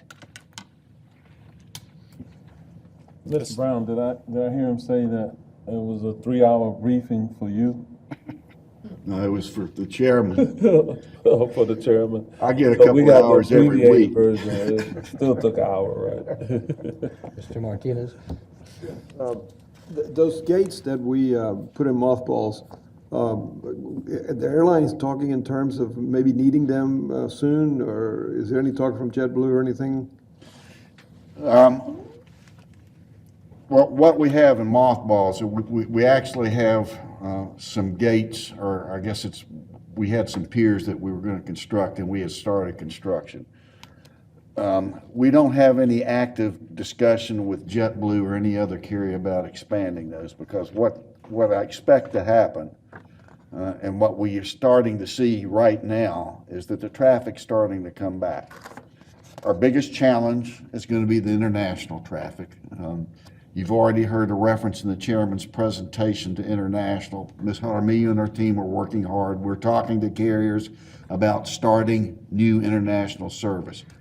The ability to do that is going to be a function of foreign governments and the U.S. government agreeing on what the criteria is for passengers from overseas and passengers from the U.S. to go overseas in terms of vaccinations, testing, and that. And that's going to take a while. I wouldn't expect us to see any approach to what we had in international traffic until next calendar year, 2022.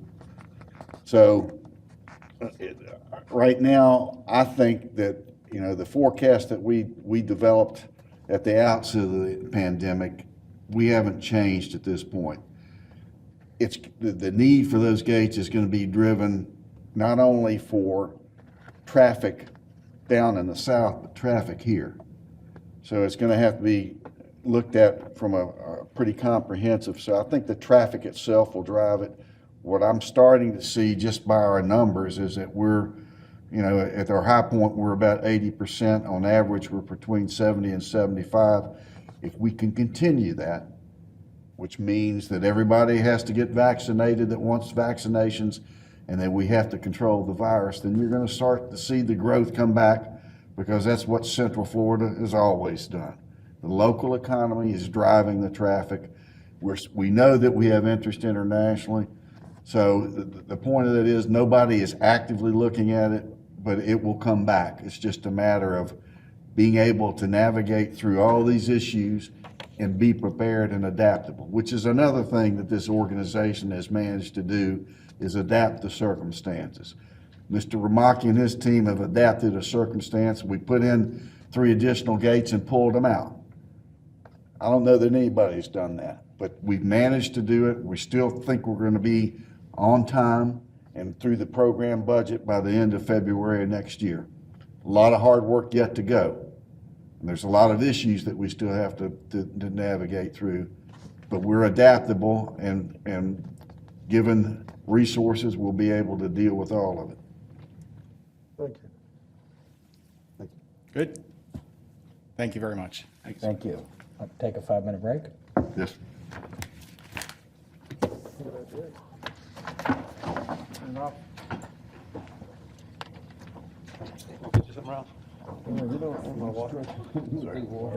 What's that?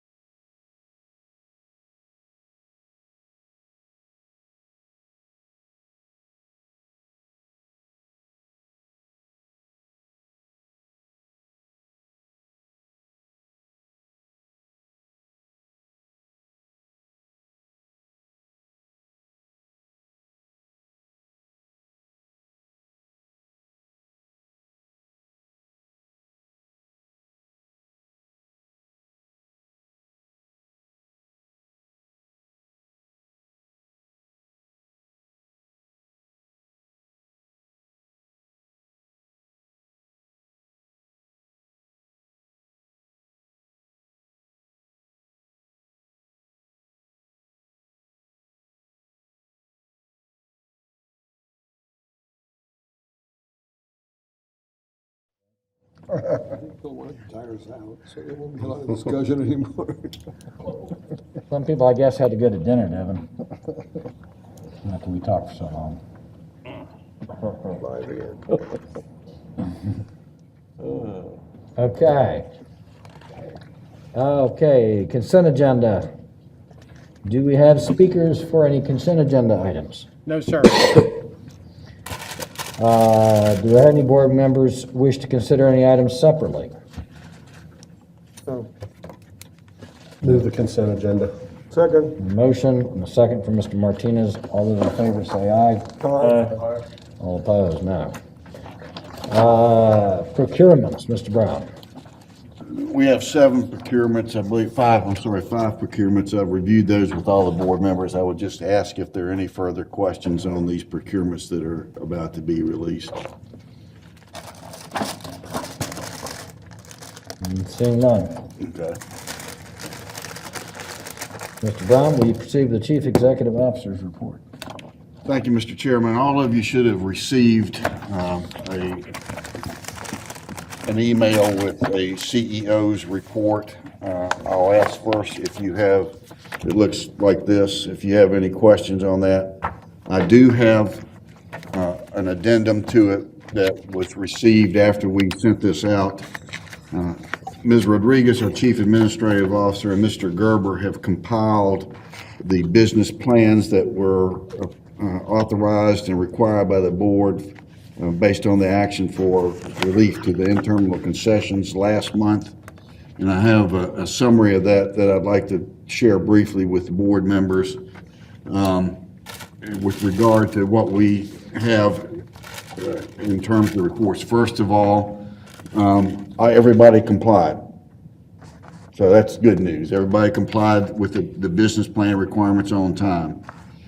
As of March 31st, 2021, this past March, 38% of the pre-COVID employment levels were, concessionaires were at 38% of their pre-COVID employment levels.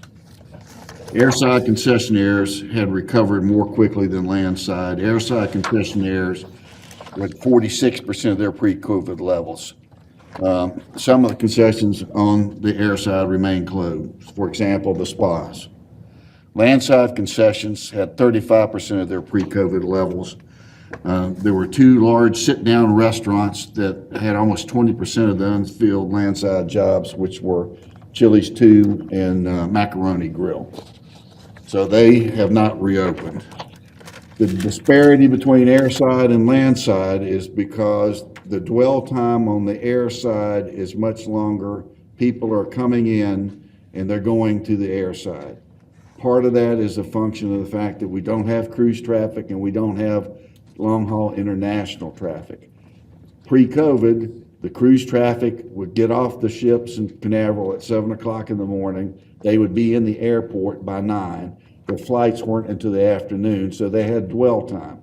So they would stay on the land side with their bags until they could check in, check their bags, and then get on their flights. International, they would have to leave their rooms by 11 o'clock in the morning. Their flights were typically not until 6 or 7 in the evening, so they couldn't check in any earlier than 4 hours before time. We don't have any of that, so you don't see any of the dwell time on the land side, so the land side concessions are not faring as well. Almost all of the concessionaires have reported, and this includes both the small and large, difficulty in rehiring employees. A couple of comments. Mr. Gilchrist's company, which operates both the McDonald's, they had 24 employees left work voluntarily during 2020, and their applicant flow to rehire is minimal. Hudson Joint Venture says that CARES Act funding to individuals or household has resulted in many folks that they're trying to hire not wanting to come back to work.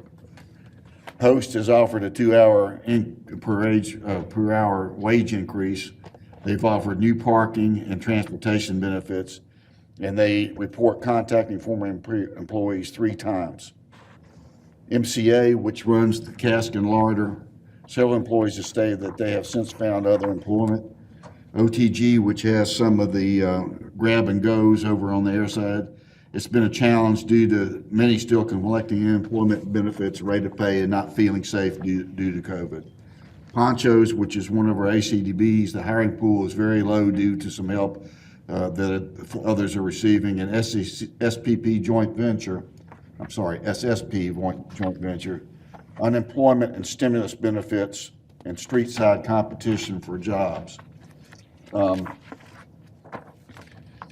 Concessionaires committed to the full employment at February 2020 levels when traffic exceeded 85% of the 2019 comparable levels, or at least are proportional rehiring. So as of March 31st, those persons employed by concessionaires at the airport now, approximately 79% were employees in February 2020.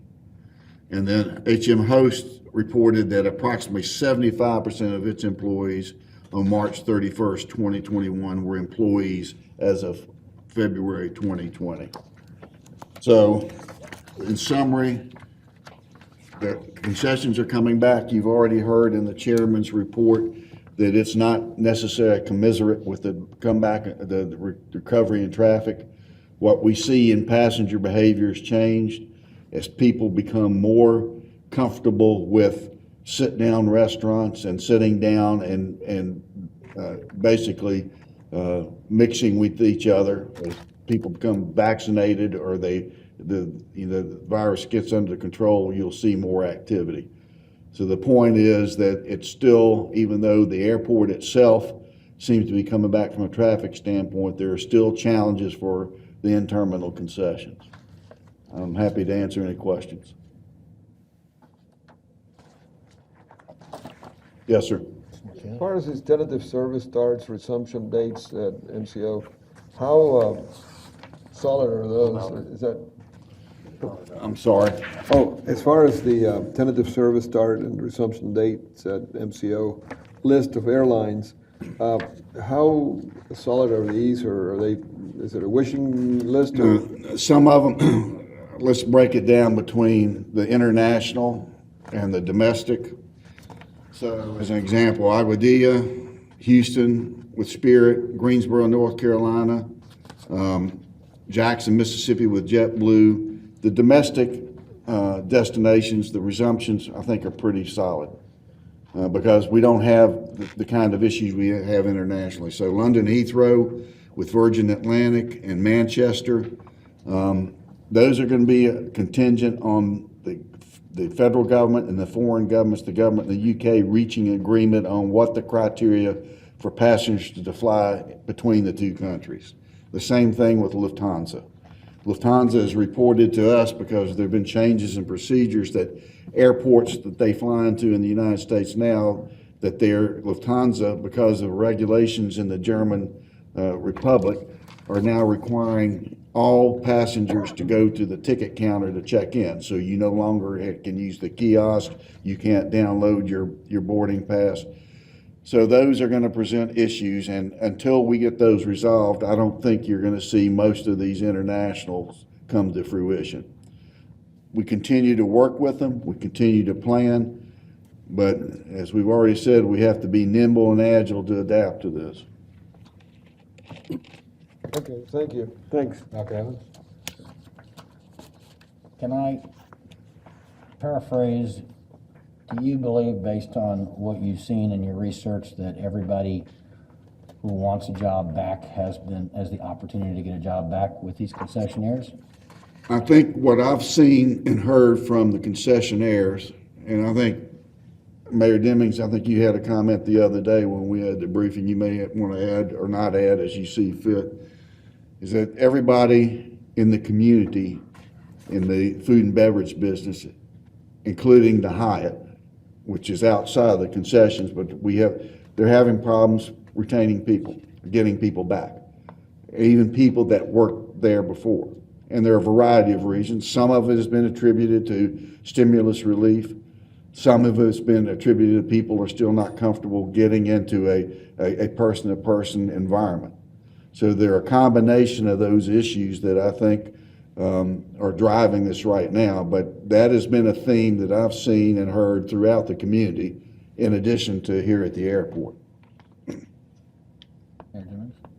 Yeah, I would add that I had a conversation with a couple of hoteliers and other businesses in the tourist corridor, and they were all saying that they are having a difficult time getting employees to return to work. In many cases, they have increased the hourly rate that they're paying their employees to, so it is somewhat competitive in our labor market now, and so some of that may not be all bad, as the average wages will likely go up.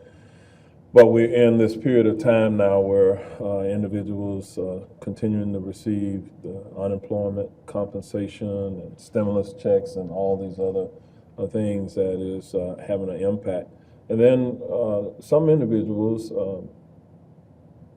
engaged in upskill training, and when they were out of employment, they went to higher wage jobs and a number of manufacturing related jobs here within the area they were hiring. And so we saw some transition into manufacturing as well. And one of the issues I think that was pointed out by host, it's not always easy to get to work here, because you have to, a lot of folks, particularly at this level, need transit. And even though Lynx is back to operating in a normal transit, it's still not easy right now to get back to work. So given the option, it may be easier for people to look elsewhere than trying to come back to the airport. Long term, that may be an issue that we're going to have to deal with as a center of jobs at the airport, is how we encourage transit in and out of the airport. It's very important. We've got to improve the transportation in and out of the airport. You were talking about a job fair. I mean, what do we do to recruit people? Well, What do we do to help the concessionaires recruit people? Some of the concessionaires, I think 13 companies had asked us if they could hold a job fair. So we're looking at a location that would accommodate that to facilitate the rehire. But it's a complicated issue right now. But the bottom line is that it's been difficult to rehire people. Okay. But otherwise, Mr. Brown, that you would characterize the state of the concessionaires, is it a positive one? Is it an upbeat? Was there a sense of hope? Well, I think it's a better situation than it was 6 months ago, but there are some challenges, particularly on our airport concessions, disadvantaged business enterprise. And point to that point, there's a letter that's on the dais that we sent to FAA with regard to the last federal aviation, or the last relief, which was passed on March 11th. This is not the Carissa, which is sometimes it's hard to keep them, but this was the most recent one. That designated nationwide about $800 million for relief for airport concessions. They bifurcated it into two areas: $640 million for small businesses, pursuant to their definition of a small business, and $160 million for large concessions. What we've asked the FAA is to hopefully provide some guidance, and it's pretty detailed in that letter. I had to have the brainpower of Mr. Gerber to put it together, who's, along with Ms. Rodriguez, has sat through meetings with our ACDBEs. What we're trying to do is be able to use that federal fund to go directly to the ACDBEs. Part of the challenge that we have is that many of our ACDBEs are joint venture partners. And so they have joint venture operating agreements that dictate how funds flow to the partnerships. We would like to be able to direct some of that specifically to the ACDBEs, because there are certain circumstances that they face. As an example, we know that we have one joint venture partner with a major concessionaire that has $1 million note outstanding. And the concession that they are a 30% partner in just opened back up. So they've been more than a year without being able to generate funds to pay against that debt. Others have had to borrow from the primes. Some of the primes have been trying to work with them, but the obligations are still there. So what we heard when we met with the ACDBEs is that they have some specific problems, and a lot of them have to do with the structure of how they had to get their money and how they can recover. And it's complicated legally because it's a joint venture and there are operating agreements on how those joint ventures operate. So we've asked FAA if they could weigh in on the guidance, which they have not rendered at this point, to give us some flexibility to take that federal money and pass it through directly to the ACDs. It would be in the form of relief of some kind. But we'll need to follow up with FAA, but those are some of the issues that we continue. So to your point, Dr. Evans, I think seeing the traffic come back, we've had more concessions that have opened up over the last 2 weeks, but there's still, to use my dad's old phrase, a lot of wood to chop.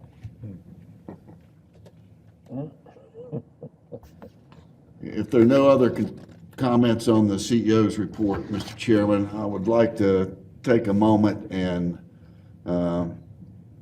advise the board, or just inform the board, that my agreement with the Aviation Authority expires at the end of September this year. I've had individual conversations and discussions, and I think there's a lot of issues that are unresolved that I don't expect to be resolved by the end of September. So if the board is willing, I'm willing to sit down and work out some terms for an extension beyond September. What that looks like, I don't know, but I'm prepared to do that and bring it back to the board. But ultimately, I'm going to want to retire. So I'm going to also recommend that we look at retaining an executive search firm. We'll probably have to go through a competition depending on what the cost is. I don't know what that plan looks like, but I just want to inform you that that probably needs to be worked on, and we can bring that back to the board as well. Because you've got people, both internal, and you've got arguably external people that would be qualified. And I think we need to give everybody a fair shot at that. I don't have any favorites. I'm not going to get involved in trying to select who it is, but I think it's incumbent on me to help you all develop a process for a transition. This is, you've given many years of incredible service to this airport, and every time you and I meet, I become more and more impressed. It's a real gift for an organization to have a CEO like you in the first place, and to have one that gives us the luxury of time. Thus far, I hadn't chased you off. You might go out the door tomorrow from me, but you have given us the luxury of time, and we need to use it wisely. I think what you said is you would extend for a year after September. And We can work the terms consider- out. Yeah. if we work the terms out, and I'm sure we will. And I would love you to stay and commit to 3 years or 5 years. But it sounds to me from our discussions that we can, with your help, find somebody, and that you would spend time up until September of next year, if we have the agreement properly, helping to train that person. I'm prepared to discuss that if that's what the board wants. That's what I want, but I'm not the only board. I think we have consensus on that, probably. Consent. Yeah. Yes, absolutely. So I'd be a fan You haven't of that. named his terms yet. Well, he just asked to negotiate. Yeah. So we're at consensus moving. And he's earned the right to kind of do that. Right. And I'm on the search committee for the new president of FSU, and it's a complicated process as you go through, kind of the COVID. How do you go through it? Well, we're working through it right now. And so I think having that kind of runway from Phil and then sitting down and beginning the process, but understanding it might take a little bit longer, is a good thing to have, so. That's my CEO's report. I think we have complete consensus. We'd like you to stay as long as possible. I think that is true. And if we can talk you out of that too. Yeah. We'd love for you to stay on forever. You need to talk to Ms. Pike, my wife. I think he's gonna be sipping Mai Tais in Hawaii. Wow, that's gonna be a big. Thank you very much, Mr. Brown, and we So, Mr. appreciate Chair, it. how do we proceed? I think in terms of moving forward with negotiating with Mr. Brown, should the chair lead that effort with the negotiations? And does that require any kind of formal action by the board to establish a? Mayor, what I would prefer is to have it as an agenda item. And that way, everyone has notice of the discussion, and you can discuss it and vote on it. If the inclination is to appoint either the chair or designee to do so, but I would prefer, although you can have a discussion now, if we're going to have a vote on it, I would prefer that to be an agenda item. Okay, well, it sounds like we have consensus, so it can be an agenda item. Okay. All right. And I haven't even thought of exactly how to get through it, because this is really a conversation we've had in the last couple of days. Any other questions? We will move to new business. Thank you, Mr. Chairman. We have several items for new business. The first three items are going to be presented by our Director of Construction, Mr. Mike Patterson.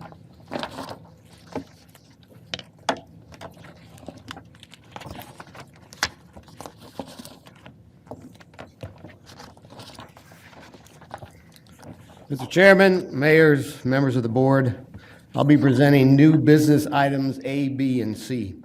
We've combined these into a single presentation since all three items deal with information technology equipment procurements for the South Terminal C. These are the three items I'm going to go in a little bit more depth on. You have a complete memorandum in your board agenda package. New business item A is seeking approval of a memorandum of agreement between Customs and Border Protection, CBP, and GOA. It calls for GOA to reimburse CBP for the purchase of the IT or information technology equipment that's for their internal computer/data network here on the airport. It has an estimated cost of a little over $1.9 million. That's within the line item amount for the CBP equipment that was in the overall FF&E procurement package, which the board approved in February of 2020. This IT equipment will have an estimated little over $98,000 annual maintenance costs for license renewals and other software management costs. New business item B seeks the approval of the purchase of network switches for the Experiential Media Environment, or EME, systems. This particular item was publicly bid. The low bidder was AIP US LLC, and their bid was $334,578.74. This equipment helps supply content to the LED monitors at each one of the EME sites. New business item C seeks approval of a new detailed list of IT equipment for the Ground Transportation Facility, or GTF. Funding for this particular list of IT equipment comes from the overall FF&E contingency. So given these short descriptions of each item and the memorandums that are in your board package, respectfully requested the Aviation Authority Board resolve to approve the actions for new business items A, B, and C as outlined in the memorandums. And just as a reminder, you have to take a separate action on each item. So if I don't have any questions, No questions, move approval of item A. Material second. All those in favor say aye. Aye. All opposed, the ayes have it. Move approval for item B. Do we have a second? Second. All those in favor, signify by saying aye. Aye. Aye. All opposed, the ayes have it. Move item C. Move to item C, second. second by Mr. Mateer. All those in favor say aye. Aye. All those opposed? Thank you very much. Passes. Our next item is Senior, I made a mistake, Chief of Operations Draper. Gosh, and I was just getting ready to say if we could keep him for 5 more years, but no. Nah, he's ready to kick me out the door. So 5 years would be good around it, and Mr. Brown and I could ride off together in the Mini Cooper. Good afternoon and happy Administrative Professionals Day. Mr. Chairman, mayors, members of the board. This item is a recommendation of the Concessions Procurement Committee to approve Amendment Number 1, contract adjustment for purchasing contract PS 329, which is the Parking Access and Revenue Control System with SKIDATA Incorporated. A little background, in January of 2014, the Aviation Authority Board awarded this contract PS 329, the parking system, to SKIDATA Incorporated. This was publicly advertised with the contract scope to cover the items listed that provided the authority a new parking system for the Orlando International Airport. The initial term of the contract covered implementation through final acceptance, including a 1-year warranty, after which a 5-year maintenance period shall begin with 5 additional 1-year periods if the authority so desires to renew. Because of the complexity of the system and addressing all the needs of the authority, the original scope of work was adjusted to meet these needs via the authority's policies and procedures, as Mr. Romaki talked earlier, through the change order process. As a result of these changes, the warranty period was extended for a period of time, and those items added will require a warranty, and they'll also be added to this warranty and maintenance period. And some of those items were the SKIDATA system was a head-end parking system. It was the authority's intent to reuse as much of our existing parking equipment as we could. As we got into it, we realized that the parking gates that we had, just due to the technology, the old technology they had because they had been here for several years, and the new technology, and trying to convert that over, it was fiscally cheaper to just replace the gates as it was to also apply a more reliable product. Another change order was the South Terminal Garage, because the parking revenue control system operates all of parking, and we didn't want multiple systems. So that was another change order there, just to give you a couple examples of that. So the warranty period is scheduled to expire on April 30th, 2021, and this amendment, Amendment 1, is for the required 5-year maintenance services, which run through April 30th, 2026, and a not-to-exceed amount of $1,402,904. And that additional equipment to cover the warranty on that and adding that to the 5-year period will be $116,340, making the total value of Amendment 1 $1,519,244. On April the 5th of this year, the Concessions Procurement Committee recommended approval of Amendment 1 to contract PS 329, the Parking Access and Revenue Control System with SKIDATA Incorporated. The contract did not include a minority or women business enterprise or local developing business participation award requirement due to the limited specialized scope. Again, the fiscal impact is a not-to-exceed amount of $1,519,244, with the funding for the current and subsequent fiscal years from the Operations and Maintenance Fund as approved through the budget process and when funds become available. So it is respectfully requested the Aviation Authority Board resolve to accept the recommendation of the Concessions Procurement Committee as listed, and I'm happy, as always, to answer any questions. Move approval. Second. Moved and seconded. All those in favor say aye. Aye. All opposed? The ayes have it. Thank you. New business item E is another recommendation of the Concessions Procurement Committee to award purchasing contract 16-21 U.S. Department of Agriculture regulated garbage services at the Orlando International Airport to Coventa Environmental Solutions, LLC. In January of this year, an invitation to bid was publicly released for contract 16-21 for the USDA regulated garbage services at Orlando International Airport. These services, regulated garbage services, are those items that are listed in accordance with the applicable USDA regulations. Regulated garbage is that coming in on an international flight. And the USDA has very strict rules and regulations on how this garbage is handled, secured, and disposed of to prevent, of course, unwanted pests or disease entering the country. The contract term is for 36 months with initial service to begin on or about June 1, 2021, with the authority having 2 additional one-year renewal options on this. The structure of this contract was modified from a tub system, which was moved by a forklift, and the international garbage bags were put into tubs, and then they were weighed, and then they were stored into a tractor trailer, which was the contractor then took off to their facility, to a dumpster system, which is the typical trash method that everybody sees now around commercial areas, which opened this up for, we moved from that, dumpster system to encourage more competition while continuing to comply with the USDA operating procedures on how the regulated trash was to be collected, stored, and disposed of. So in February of this year, the following bids were received and reviewed. For a bidder to meet the minimum responsibility criteria for this contract, they had to provide verifiable evidence that they are currently engaged in the business of providing USDA regulated garbage disposal services, have been actively engaged in such a business for at least 3 years immediately preceding the date of their response to this bid, and have a valid compliance agreement issued by the Orlando office of the United States Department of Agriculture, of which both did. References for both bidders were checked and determined to be responsible and responsive.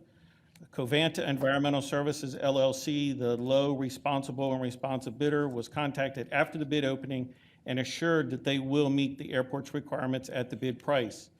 On April 5th of this month, the Concessions and Procurement Committee recommended award of purchasing contract 16-21 to Covanta Environmental Solutions LLC as the low responsible and responsive bidder. Due to the limited and specialized You have scope, a this. question, Mr. Martinez? No, when you finish, I just have one quick question. Yes, sir. No, I mean, I spoke to Mr. Brown about this. It always concerns you a little bit when you see a bidder be half the price of the Yes, other sir. one. And as I understand it, they have a facility in Leesburg, right? And that, could you tell me a little bit about how is it that they can cut their costs the way they did? Yes, sir. They're in, I believe they're in Okahumpka, which is up in the Lake County area, and they, their whole method of operation is they burn waste, they burn garbage, and they recycle it and turn it into energy, and then sell the energy back. So and through that process also is they also recycle metal, and then they sell that back, and they do the same thing with the ash that they burn from the trash. That is also sold as a byproduct. So they deal in large amounts. I believe they do all of Lake County. I believe they do the village's trash now, and they do quite a bit of medical waste at this time. So, and they do the USDA regulated garbage. They do a lot off of the cruise ships. So by moving to this dumpster-based, it opened a product up for them. And because of the volumes that they do, and for as long as they've done it, their process is pretty streamlined. That's how they felt that they could beat the price. The incumbent, the second bidder was the incumbent, who has been here for years and years and years. And the tote style system is cumbersome, and it's very staff intensive. And for the amount of regulated trash that we have, even though we have a fairly significant international operation, it's not that large. So there is an added cost for that in trying to get extra incinerator time and all of that and everything. So I believe that's why their price was so high. Great, thank you.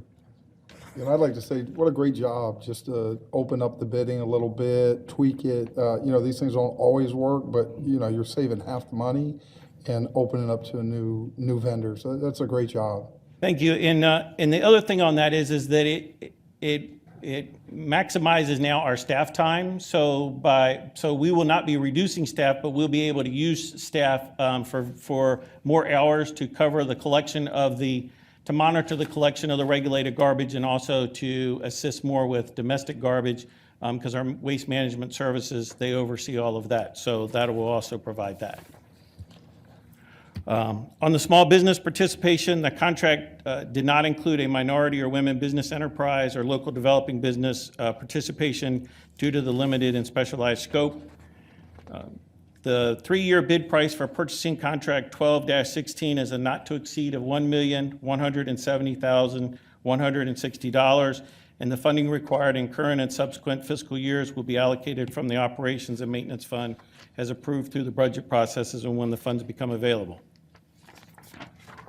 So again, it is respectfully requested the Aviation Authority Board resolve to accept the recommended action of the Concessions Procurement Committee as listed, and I'm happy to answer any other questions. Move approval. Second. Moved and seconded. All those in favor say aye. Aye. All opposed? The ayes have it. All right, thank you. Thank you. Chief of Operations Draper. Next is years. Brad Friel, our Director of Planning, and he's also the Chairman of our Concessions Procurement Committee. He will present the next 3 items. Thank you, Mr. Brown. Good afternoon, Mr. Chairman, mayors, members of the board. I will be presenting 3 items to you today, new business items F, G, and H. For new business item F is a request to award purchasing bid 17-21, the management of electrical switchgear equipment, generators, uninterruptible power supplies, batteries, and emergency generator fuel delivery system testing, maintenance, and repair services. As a means of background, the purchasing contract 17-21 requires the contract holder to manage all labor, testing equipment, tools, hardware, materials, etc., necessary to perform the annual inspections, cleaning, calibration, testing, modification, upgrades, and repairs of the authority's electrical switchgears, generators, uninterruptible power supplies, batteries, and emergency generators at Orlando International and Orlando Executive. This is essentially the management contract that keeps all of our electrical systems functioning so that we don't have blackouts or any kind of power interruptions at the airport. The contract term is 36 months with an option for 2 additional periods of 1 year each. Oops. Oh, there it goes. Sorry, I double-clicked on you guys earlier. So on March 8th of 2021, the authority received 5 bids, which you see on the screen back behind me, in response to purchasing bid 17-21. On March 22nd, the Concessions Procurement Committee committee met to consider these submittals and determined that Electrical Services Incorporated, M&M Electric of Central Florida, Berg Electric Corporation, and O'Galley Electric Inc. to be responsive and responsible as it pertains to the bid documents exclusively. Transportation Systems Inc. was determined to be non-responsive. The CPC approved staff's recommendation to award purchasing contract 17-21 to Electrical Services, Inc. as the lowest and responsible bidder for a 3-year not-to-exceed amount of $7,196,318.45. The small business participation goals have been set as a minority and women business enterprise and local developing business participation goals at 15% and 2% respectively for this contract. A note on this, the Small Business Department determined that Berg Electric, Electrical Services, Inc., and M&M Electric of Central Florida were responsive to this proposal, and O'Galley Electric, Inc. was deemed to be non-responsive as it relates to the small business requirements. And again, the not-to-exceed fiscal amount of $7,196 or $96,318.45 will be funded from our operation and maintenance funds. And the recommended action is on the screen behind me, and I'd be happy to answer any questions you may have. Move approval for the recommended action. Do I have a second? Second. Second. Mr. Evans, Dr. Evans, all those in favor say aye. Aye. All opposed? The ayes have it. Raise your hand. New business item G is a request to approve amendment number 4, the second renewal option to purchasing contract 02-18. This is for the roadway electrical maintenance services at Orlando International and Orlando Executive Airports with American Lighting and Signalization LLC. Purchasing contract 0-2-18 roadway electrical maintenance services requires American Lighting to provide all labor, supervision, materials, parts, equipment, tools, etc., necessary to repair or replace light fixture controls associated with our roadway signage, roadway lighting, bridges, buildings, and other structures at Orlando International and Orlando Executive Airports. The initial term of this 36-month purchasing contract commenced on December 1st of 2017, with the Aviation Authority having the option to renew the contract for 2 additional periods of 1 year each. With the first renewal option due to expire on November 30th of 2021, the Concessions Procurement Committee committee met on March 22nd of this year and approved staff's recommendation to award the second renewal option to American Lighting for a period to run through November 30th of 2022. The annual value for the second renewal option is a total not to exceed amount of $331,215 with no unit price and hourly labor rate increases from the previous renewal period. For small business, there were no goals originally established for the contract, so the goals do not carry forward in this amendment. And again, the fiscal impact is a not to exceed amount of $331,215 with funding coming from the OIA and OEA operation and maintenance funds. The recommendation is on the screen, and I'd be happy to answer any questions you may have. Move approval. Second, Jimmy. Moved and seconded. All those in favor say aye. Aye. All opposed? The ayes have it. Thank you. All right, thank you very much. Moving on to new business item H. It's an approval to, recommendation to approve amendment number 4, the second renewal option to purchasing contract 18-17, the South Terminal Automated People Mover Landscape Maintenance and Irrigation Services at Orlando International Airport with Helping Hand Lawn Care LLC. The purchasing contract 18-17 requires Helping Hand Lawn Care to furnish all labor, supervision materials, replacement plants, supplies, tools, equipment, fertilizer, mulch, etc., necessary to perform the exterior landscape and irrigation maintenance at the South APM area. The initial term of this purchasing contract was for 36 months and commenced on September 1st of 2017, again with the Aviation Authority having 2 one-year options to renew. With the first renewal option set to expire on August 31st of this year, the Concessions Procurement Committee met on March 22nd and approved staff's recommendation to award the second renewal option to Helping Hand LLC for the period of September 1st, 2021 through August 31st of 2022. The annual value for the second renewal option is a not to exceed amount of $342,923.33, with again no changes to the unit price from the previous renewal option.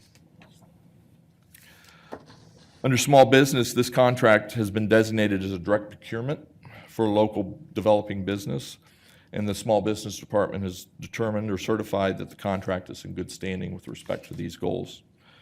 The not to exceed fiscal impact for this renewal option, again, is $342,923.33 with funding from the Operation and Maintenance Fund. The recommended action is on the screen in front of you, and I'd be happy to answer any questions. Move approval.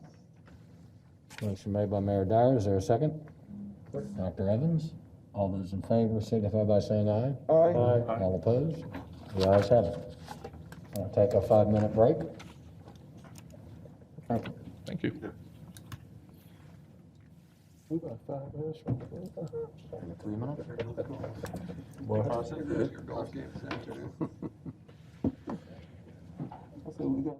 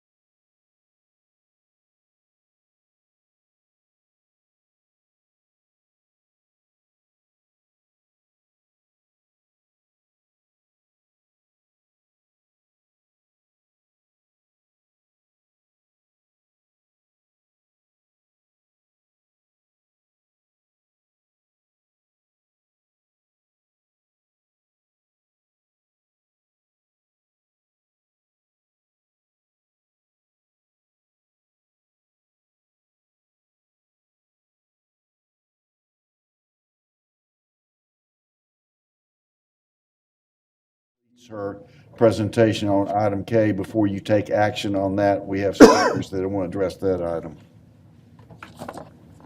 Good afternoon. I am presenting new business item I, the recommendation to approve a catering facility lease agreement with Gate Gourmet. Other way? Okay. The Greater Orlando Aviation Authority and Gate Gourmet entered into an original lease dated in 1990. The original lease agreement expired in 2010. The previous attempts to enter into a new agreement with Gate Gourmet have been unsuccessful, and Gate Gourmet continues to provide the in-flight and off-airport catering services under that original lease. The premises under the lease agreement include approximately 7.92 acres of land and a building that is about 52,868 square feet. The minimum annual rent for the premises under that lease was $519,999.96. In addition to the minimum annual rent, privilege fees for the right to do business at the Aviation Authority were assessed at 5.5% of gross receipts for in-flight catering and 2% of gross receipts for off-airport catering. Staff has negotiated a new lease agreement with an initial 5-year term and 1 5-year renewal.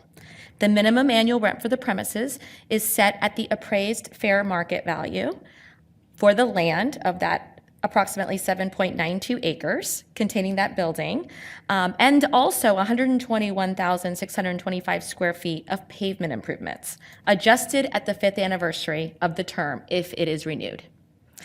The fair market value appraisal obtained by staff is 70 cents a square foot per year for land, the $5.80 per square foot per year for the building improvements, and 5 cents per year for pavement improvements. An assessment of the condition of the improvements obtained by staff identified certain maintenance and repairs required to be performed. Gate Gourmet has agreed to perform all maintenance and repairs identified, including some roof maintenance repairs during that initial term of the new lease agreement. In exchange for performing the roof maintenance and repairs, Gate Gourmet will receive a rent credit of the actual costs incurred in a not to exceed $500,000. In addition to the minimum annual rent, Gate Gourmet is responsible for paying the following schedule of privilege fees for the on-airport catering. And you can see here that we've escalated it every year of the term, as well as the 2% for the gross receipts for off-airport catering. And a little site map for everybody. Here is Casa Verde. We have the parking, pavement, the building, and the supplemental space for them. The fiscal impact is estimated minimum annual rent and annual privilege fees in the proposed new lease agreement is $1,288,887.29, less the one-time rental credit in an amount not to exceed $500,000 for the roof improvements and repairs. The recommended action is on the screen there before you, and I'd be happy to answer any questions. I have one issue is that we talked about, Mr. Gerber, that there'd be a relocation clause at our cost in the lease. They built the building, so if they want to relocate, we'd probably have to call it, but that's a building they built when they were Dobbs. Yeah, I think most everything we have relocations at our cost anyway, standard. Right, we would have to pay for relocation. Right. Right. Okay, that's fair. Do I have a motion? Move approval. A second. All in favor, say aye. Aye. All opposed? All right, thank you. And now we have new business item J and K. It's a combined presentation, and obviously we will go ahead and take any kind of action separately when we get to that point. But for ease, these are recommendations to approve theme retail concession agreements for our South Terminal Complex with SeaWorld Parks and Entertainment, as well as Walt Disney World Parks and Resorts. SeaWorld Parks and Entertainment currently operates one store in our North Terminal Complex. Walt Disney World Parks and Resorts currently operates 2 stores in the North Terminal Complex. Due to the unique nature of our local theme parks, the Aviation Authority's concession policy states that theme retail concessions are procured through direct negotiations. As you are aware, theme retail is very unique to Central Florida and very emblematic to our airport. And so those are those types of contracts that everybody kind of expects to have and that obviously we want at our airport. So SeaWorld Parks and Disney Parks and the Aviation Authority have been in negotiations for theme retail concession agreements for our South Terminal Complex. And so these are the issues for new business item J. Staff and SeaWorld Parks have negotiated the following terms for the South Terminal Theme Retail Concession Agreement. The premises will consist of 2,302 square feet. It'll be on level 2, which is the main level of our South Terminal Complex, main level for the businesses. The commencement date is the opening of the South Terminal Complex. The agreement term is 10 years. And the minimum initial investment will be $500 a square foot, totaling $1,151,000.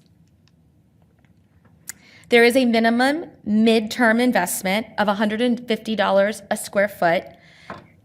SeaWorld Parks will pay the greater of a minimum annual concession fee or tiered percentage of gross receipts. The minimum annual concession fee is currently set at $225,275, and you can see the schedule of the gross receipts. And so by way of orientation, Mr. Umaki showed this slide earlier, but you can see that's what's constructed, the garage, you kind of walk in, land side, air side. The bulk of our concessions are in our air side, our hub, the Palm Court. This is more of a diagram of our Palm Court. You can see here, level 2, and here is the SeaWorld store.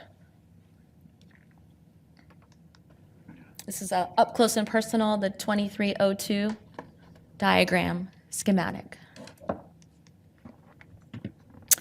Moving on to Disney Parks, issues for new business item K. Staff and Disney Parks have negotiated the following terms for their South Terminal Theme Retail Concession Agreement. The premises consists of 7,638 square feet. It is a 2-level store. So on the second level, which is the first level, the main level of the businesses, it's 4,562 square feet. On level 3, they have 3,076 square feet. The commencement date is 180 days after the premises turnover. It is anticipated the commencement date will be consistent with the opening of operations for our South Terminal Complex. The agreement term is 15 years. The minimum initial investment is $600 a square foot, totaling $2,737,200. The minimum mid-year investment is $225 a square foot. Disney will also pay the greater of a minimum annual concession fee or tiered percentage of gross receipts. Disney's initial minimum annual concession fee is set at $825,000 for the initial period and first 3 years. And for the 4th year, the minimum annual concession fee is set at $1,020,000. The percentage of gross receipts are tiered, same for all 3 of our theme retail partners.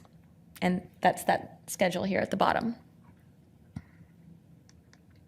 And back to our diagram. So again, this is our Palm Court. You kind of walk through security here from our land side into our air side. And Disney is that first store to the right.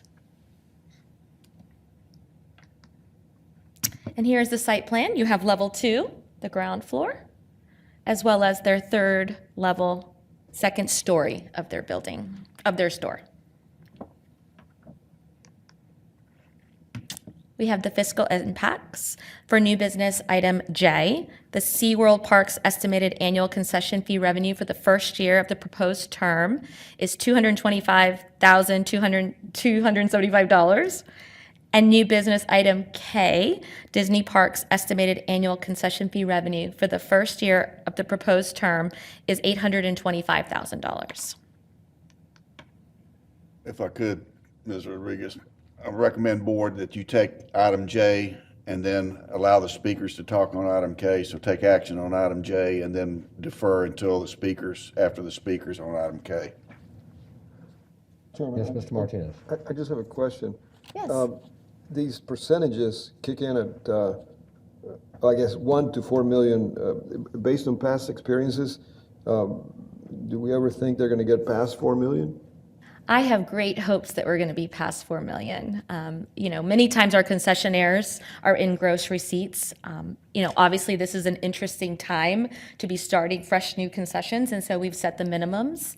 But we certainly hope that we are getting, that for them and for us, everybody makes more money if we get into the gross receipts. And I guess the question would be, is that realistic, those numbers? Should we be making a different number there? I think the issue is we negotiate a long time with Disney, so I think they're confident they can make those numbers. All right, thank you. Of course. Good answer. Move approval for item J. Second. Moved by Mayor Demmings and seconded by Mayor Dyer. All those in favor say aye. Aye. All opposed? The ayes have it. Thank you. Mr. Chairman, we have 3 speakers on item K. First one will be Ms. Monroe, Courtney Monroe. And the speakers have been here before, but just a reminder to keep it to 2 minutes, please, and to keep it germane to the item. Thank you. Item Can this be moved down for me? Is that okay? K. Mr. Gerber, item K A. is the Kilo. Disney parks, okay? That's perfect. Yeah, perfect. Thank you. Oh, sorry. Hello, I'm Courtney Monroe, and I'm an employee of HMS Host, but I work closely with the Disney unions. Disney has set an example of how we can maintain COVID standards and be safe at work. Comparing to Host to Disney, there are many issues that I would like to address in this letter. We're the employees of HMS Host at Orlando International Airport. We are the frontline workers putting our lives at risk every day to help this airport operate. We are writing you today to ask that you conduct an investigation to HMS Host's reopening plan and require that HMS Host hire back more former employees in order to increase staffing and maintain a safe environment during the COVID pandemic. Firstly, we want to thank you for your decision at the last GOA meeting to require food service concessionaires to provide a business plan that includes what percentage of former employees will be rehired. As you may know, on March 26, 2021, Host emailed all the former employees inviting us back to work. 75% of the employees that were hired are returning workers. After fighting for our jobs for a year, this was a great victory. I know you all mentioned that employees do not want to come back. However, as we are sitting here and you all were talking about it, I literally got a message from an employee saying, "Why hasn't the manager called me back? I have my badge, I'm ready to come back," and I've gotten 0 calls. In addition, passenger traffic continues to increase and HMS Host outlets are open, are busy, and need more employees to sustain the increasing number of customers. For example, 1 week in January 2020, Outback Steakhouse, which is where I work, had scheduled 49 front-of-the-house employees for work. However, last week, April 16, 2021, only 10 front-of-the-house workers were scheduled. According to GO's website, January 2021 saw 55% decline in passengers over January 2020. Yet our workforce at Outback Steakhouse is down 80% now compared to January 2020. Thank you. Next speaker is Hilda Renteria Hernandez.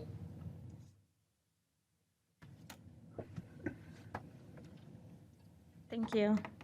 I'm going to continue reading the letter that Coco started. And again, I also want to mention that I am one of those workers that is currently waiting for that orientation process to begin. I've been waiting for over 2 weeks. There has been email communication, but most of it is really all over the place. Workers, we don't know what to do because the communication really isn't there from the company. We are overworked and concerned about health and safety standards as it is difficult to keep up with our COVID-19 related additional sanitation job duties on top of our regular tasks. Here are examples of problems we have seen that we believe GOA should investigate before deeming the business plan adequate. Several of us at outlets, including Starbucks, Outback, and City Pub, have reported that it is difficult to find time to wash our hands adequately. Several report that they have worked shifts with no manager present and no way to solve some customer problems. One server reported that a customer who appeared drunk was walking around the City Pub restaurant without a mask, and with no manager available, the staff couldn't follow host's protocol to address the issue. Another worker reports that she had to turn off the lights and pretend the shop she worked at is closed, pretend it's closed when she needs a restroom break because there is no one else working.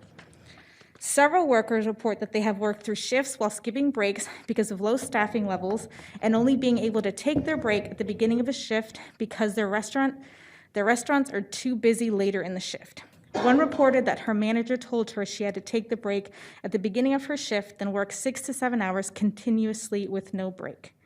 Managers have rushed several servers and bartenders into their shift without conducting the temperature checks that HMS hosts told us would be required daily. Emily's going to finish the letter. Thank you. Next speaker is Emily Geary.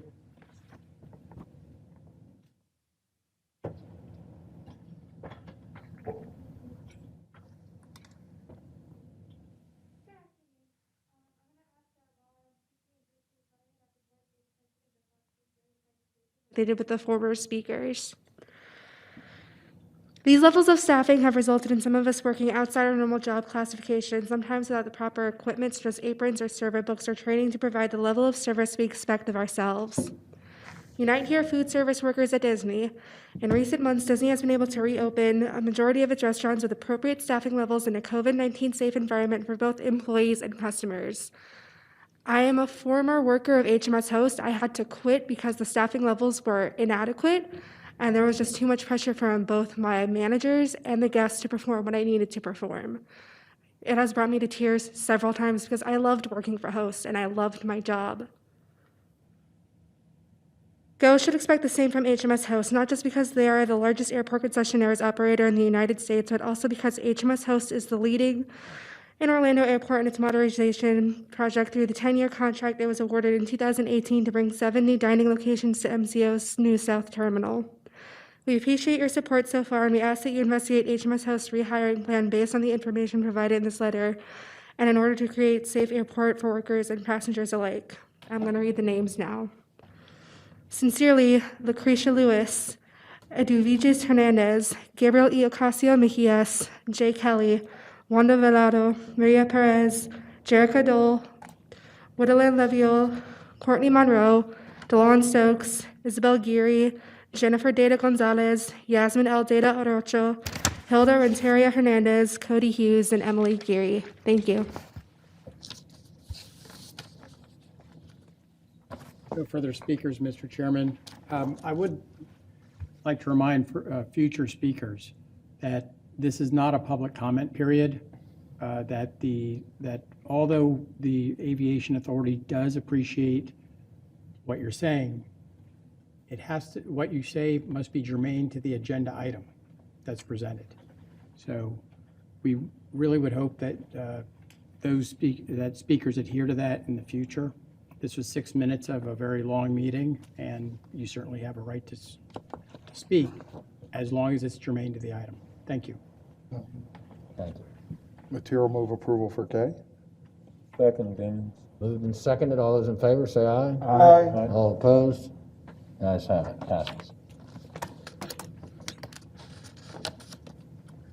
Okay, my next item is new business item L, recommendation to approve the property management and leasing agreement with Stiles Corporation for Colonial Promenade at Orlando Executive Airport. In 1984, the Aviation Authority entered into a land lease for approximately 16.5 acres at Orlando Executive Airport for construction, operation, and maintenance of a retail shopping center. Through successive lease assignments and transfers, WCPRT Colonial Promenade became the lessee.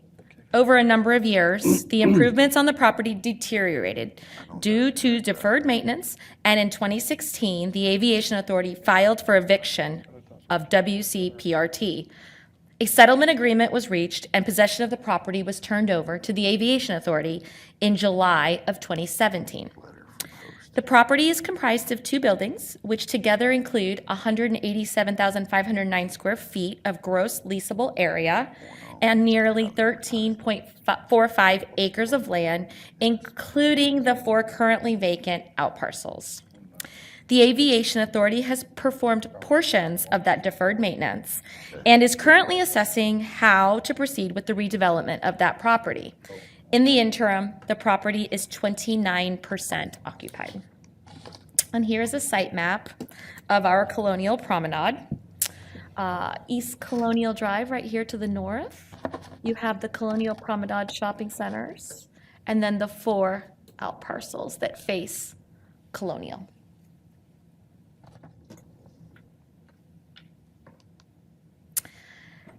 After a public procurement in October of 2020, the Aviation Authority Board accepted the recommendation of the Professional Services Committee and approved a ranking of firms for property management, brokerage, and advisory services as follows. First, with Stiles Property Management. Second, with Bishop Beal Duncan Realty. Third, with Jones Lang LaSalle Americas. Fourth, the Sembler Company. And fifth, Realty Capital Advisors. The board also authorized negotiations with the first-ranked firm in accordance with the Aviation Authority's policy, and if the negotiations were unsuccessful, to negotiate with the other firms in their ranked order.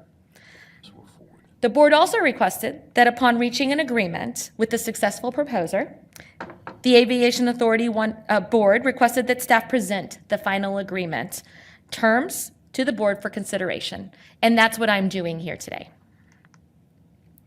So since October of 2020, staff has been in negotiations for this agreement and has successfully come to an agreement with Stiles. The term of the agreement is for a period of 2 years.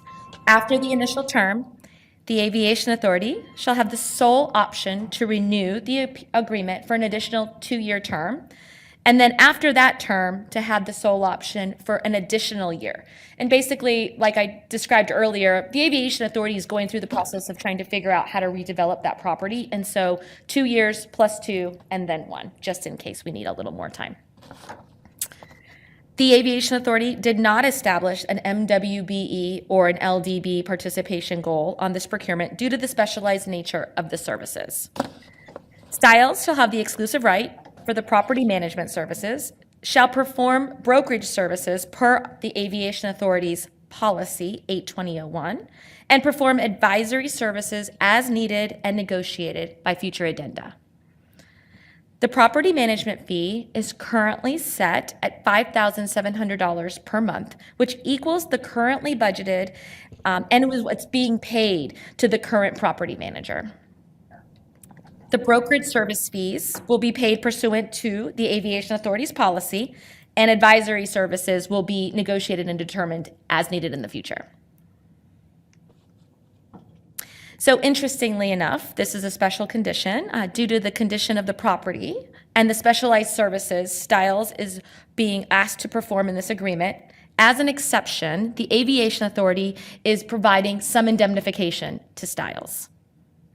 The indemnification provided by the Aviation Authority will not apply to claims, damages, losses, or expenses arising from Stiles' sole, gross, or intentional negligence. The fiscal impact. The property management fee is $5,700 per month, which represents the current fiscal year budgeted amount. Funding for the property management fee for subsequent fiscal years will be allocated from the OEA Operation and Maintenance Fund as approved through the budget process and when funds become available. Funding for the brokerage commission shall be paid in installments in the amount of 50% of each monthly rental payment actually received by the Aviation Authority until the commission is paid in full, and that is pursuant to our brokerage services policy. And then funding for any requested advisory services will be determined by future addenda. The recommended action is before you on the screen, and I'd be happy to answer any questions. To be clear, these are leases, these are all short-term leases. So if we wanted to come back later and build some aircraft manufacturing on the property 5 years from now, we can do that. That is correct, Mr. Chairman. We specifically, in a couple places in this agreement, specified, and Stiles totally understands, that we're not looking for any long-term leases. We're really looking for that sweet spot of 3 to 5 years. That's hard work for them and for relatively low pay, and I think Very much appreciate them so, doing it. yes. Do we have a motion? So moved. A move to a second? All those in favor say aye. Aye. All opposed? The ayes have it. Thank you very much, Mr. Hernandez.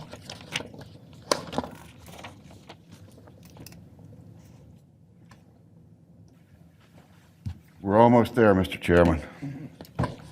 First item I'd like to present this afternoon is the amended and restated rail line easement agreement between the Aviation Authority and Brightline. It's joined by the city. All these rail easements are on city property, so that's why the city is joined in this. The Aviation Authority and Brightline entered into an agreement back in 2014. That was for the initial leg of the intercity passenger rail from Miami, Fort Lauderdale, West Palm, up to Cocoa. The obligation of Brightline was to build a rail system from Cocoa, which is about 35 miles, to the airport. This agreement covers the rail alignment that's on the airport property. We actually started discussions with Brightline in 2012, so we've been at this a while with Brightline. The agreement also addressed the potential adverse impact of the authority's rental car revenue, because at that time, the impact would have been rental cars because there were no stations any closer than West Palm. As a part of the project, the rail line and easement has been amended because as the other issue that occurred is that Brightline decided to build their vehicle maintenance facility on the south portion of the airport down close to the city's wastewater treatment facility. And so that rail line easement was extended down there. We've negotiated recently an alignment that will allow the Brightline to leave the airport property in the southern area and comply with the terms of the unsolicited proposal that they submitted to the Florida Department of Transportation for an extension of to Tampa, for Tampa service. The alignment also has been negotiated, as I indicated, and it's the compensation is for the fair market value of the property being utilized, which is what we're required to do under FAA regulations. Additionally, we have negotiated a per passenger boarding fee. Initially, when we entered into the rail line easement initially, we had agreed on $1.50 per boarding passenger. That was for the ridership study based on what the passengers from Miami, Fort Lauderdale, and West Palm would be to Orlando International. With the extension to Tampa, the extension was based on a site at Disney Springs on Disney, or Disney Springs. They settled on Disney Springs. So we have negotiated with Brightline an amendment to the passenger boarding fee of 25 cents. I should point out that in the initial negotiation with $1.50, there was a CPI component involved in that. When you and I discussed that, Mr. Chairman, I did not make that clear because frankly, I didn't remember it. But it was in the original agreement. That hasn't been touched. So every 5 years, there will be a CPI adjustment when rail service is started. Just to refresh your memories, rail service for the Miami leg won't start until probably 2023. They expect substantial completion of the rail system in 22, but they'll have to commission the train systems and make sure everything's operational. So what this agreement does is it amends the alignment. We negotiated the price on that. We've increased the fee. We also have a process set up if there are subsequent stations on the Tampa extension that are opened up that may have impacts on us. We have a process to evaluate those and adjust the fee accordingly. We have available, if you need, representatives in Brightline, but the recommended action from the staff is before you, and we recommend your adoption. Any questions? Do I have a motion? So moved. Martinez, do I have a second? Dr. Evans, all those in favor say aye. Aye. All opposed? Nay. The ayes have it. All right, thank you, Mr. Chairman. The next item is a mediated settlement agreement between Walbridge Construction Company and Aviation Authority. In 2013, in January 2013, the authority, through competitive process, awarded a contract for optimization of our baggage pod C and D for a value of $33 million to Walbridge. The following December, we awarded another contract through a competitive process for emergency power generation on the land side. It was an expansion project, had a contract value of $9,076,000. Both of the projects resulted in claims from Walbridge for a variety of alleged impacts and schedule costs.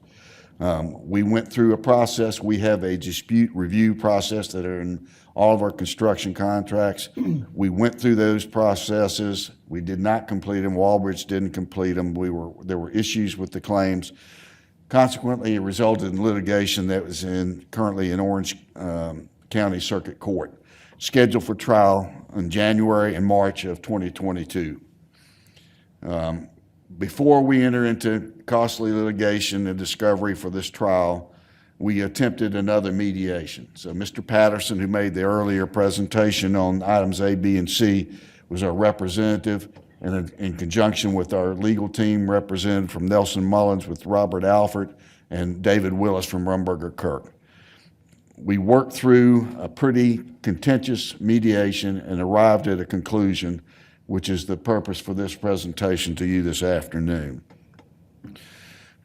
What we're recommending is that there are change orders that have gone through our construction committee. So this has been through a public meeting, sunshine meeting, and we're recommending on BP 432, which was the larger of the contracts on the optimization of pod C and D, a change order in a total of $6,260,180.55, a little less than 19% of the total contract price. There's also a time extension of 341 calendar days. And that's important from the contractor standpoint because there are liquidated damages for the days that you don't meet the substantial completion. With regard to the smaller of the two contracts, $100,000 for that contract and the change order in 262 days of extension, calendar days extension for the substantial completion. Part of the issue here is also related to some claims against the designers. I just wanted to point out for the board's information, we haven't had construction litigation at the airport since 2007, so this represents an anomaly for us.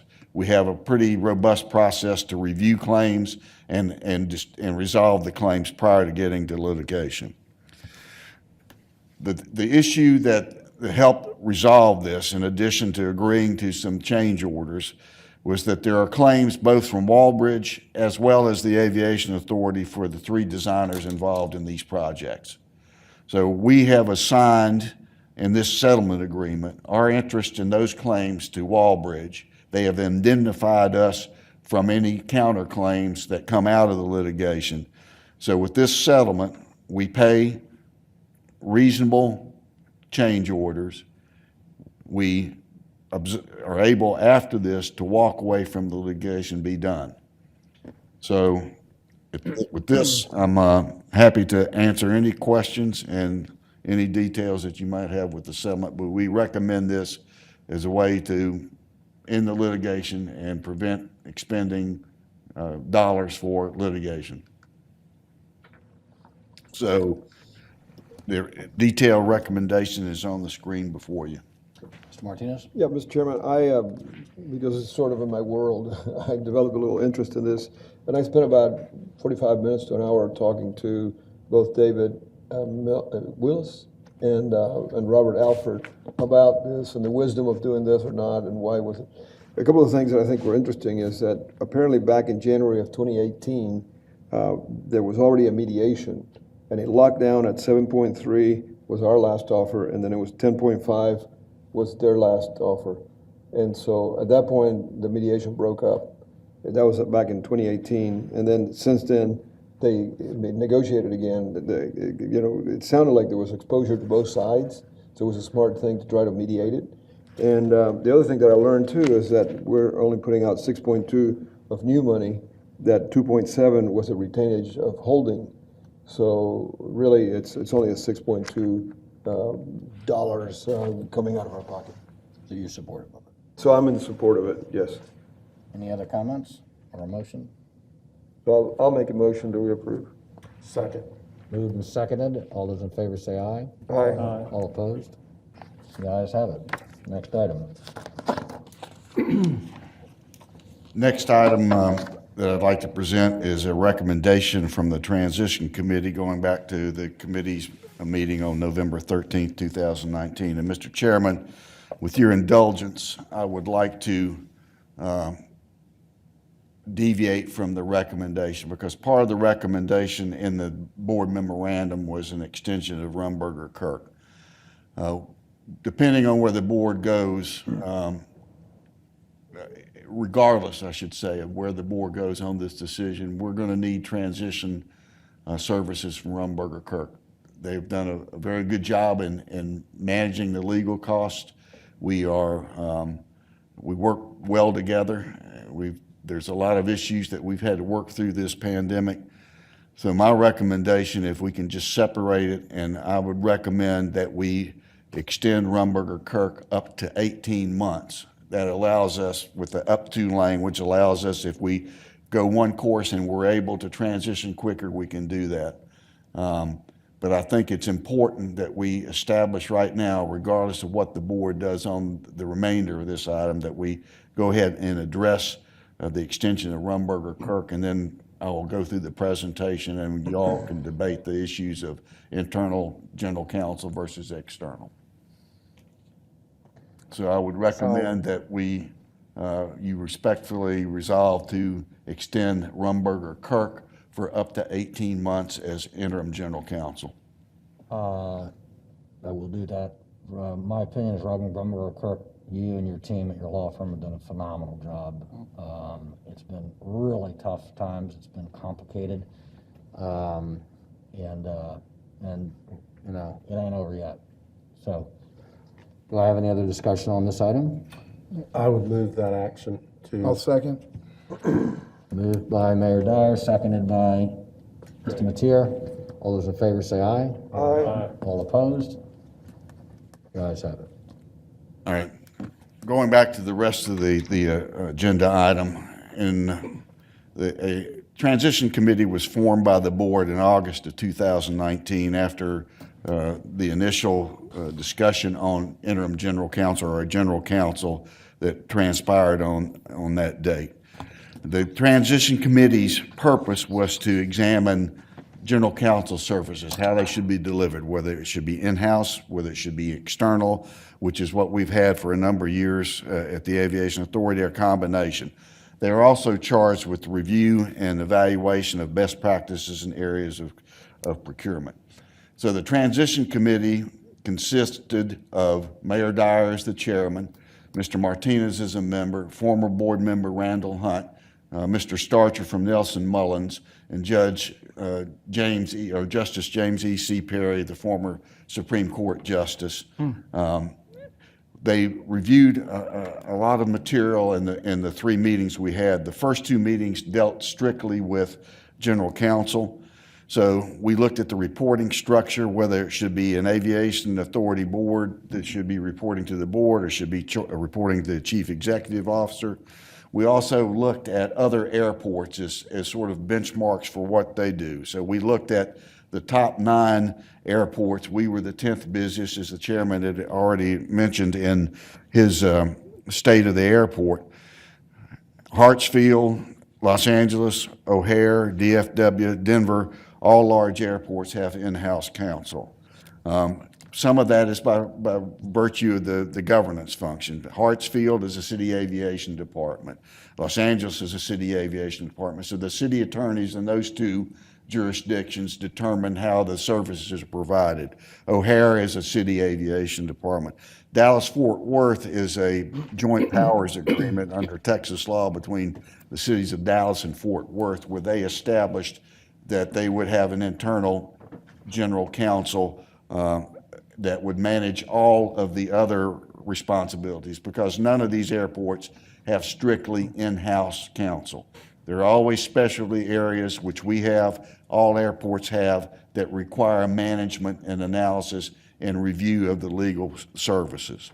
When you look at the state of Florida, the 4 major hubs, or the 3 major hubs, Jacksonville doesn't quite, that is a small hub, but Miami, Tampa, Fort Lauderdale, and Jacksonville all have in-house counsel. With Fort Lauderdale and Miami International, those are services provided by the respective counties, Miami-Dade for Miami International and Broward County for Fort Lauderdale. Jacksonville uses services provided by the General Counsel's Office of the City of Jacksonville. Tampa has hired an in-house counsel and has some in-house staff. But again, all of these airports use external counsel. The general counsels manage that process and review the work. We established a budget, and it was a preliminary, and this was assuming that you started up for an entire year and staffed an office. So you had a chief general counsel, a deputy general counsel, paralegal, and executive admin. There was some debate, and this is not a perfect budget, but there's been some question about some of the salaries that were in there, and I suspect regardless, if you go with an in-house general counsel, we were going to have to benchmark that against what's currently in the marketplace now, because we are now 2 years past. You have on the dais in front of you a detailed job description. That was an area that the board members, the committee members looked at. They evaluated. Part of the recommendation from the transition committee was to finalize the job description. So I've presented that to you. Even though we have it in the presentation, it may be a little difficult to see. It was also in the backup material and the board agenda and some of the presentations that were made to the transition committee. And then there was a structure. The structure that was recommended by the transition committee would be a department in the Aviation Authority reporting to the chief executive officer. So the recommendation from the transition committee was threefold. Recommend the Aviation Authority Board retain an in-house general counsel, set up a legal affairs department as illustrated in the chart, reporting to the CEO, and finalize a job description. There are alternatives that I've discussed from time to time, and I've tried to capture, and there are probably some iterations of those. But essentially it boils down to you may engage a general counsel externally, as we have, or you may want to do a hybrid. There have been some organizations that use a special board counsel for certain items. As an example, you may use a board counsel to negotiate with your CEO if you have a contractual arrangement with them. There may be others, but that is clearly one of the options. So as the alternatives, we've put that out there for the board's consideration. The fiscal impact, and this needs to be correct because obviously it's a little bit more, but again, that was a budget, because what is not taken into account here is any savings we would have by having in-house counsel take some of the duties that external counsel pays. And we have had, I think, pretty good success with Mr. Gerber's assistance in helping manage the legal fees. And I'm sure, Mayor Demings, you've asked that in the past, and I think Mr. Gerber has some numbers if you're interested in hearing what the costs have been and what's happened since Rumberger has been the interim general counsel.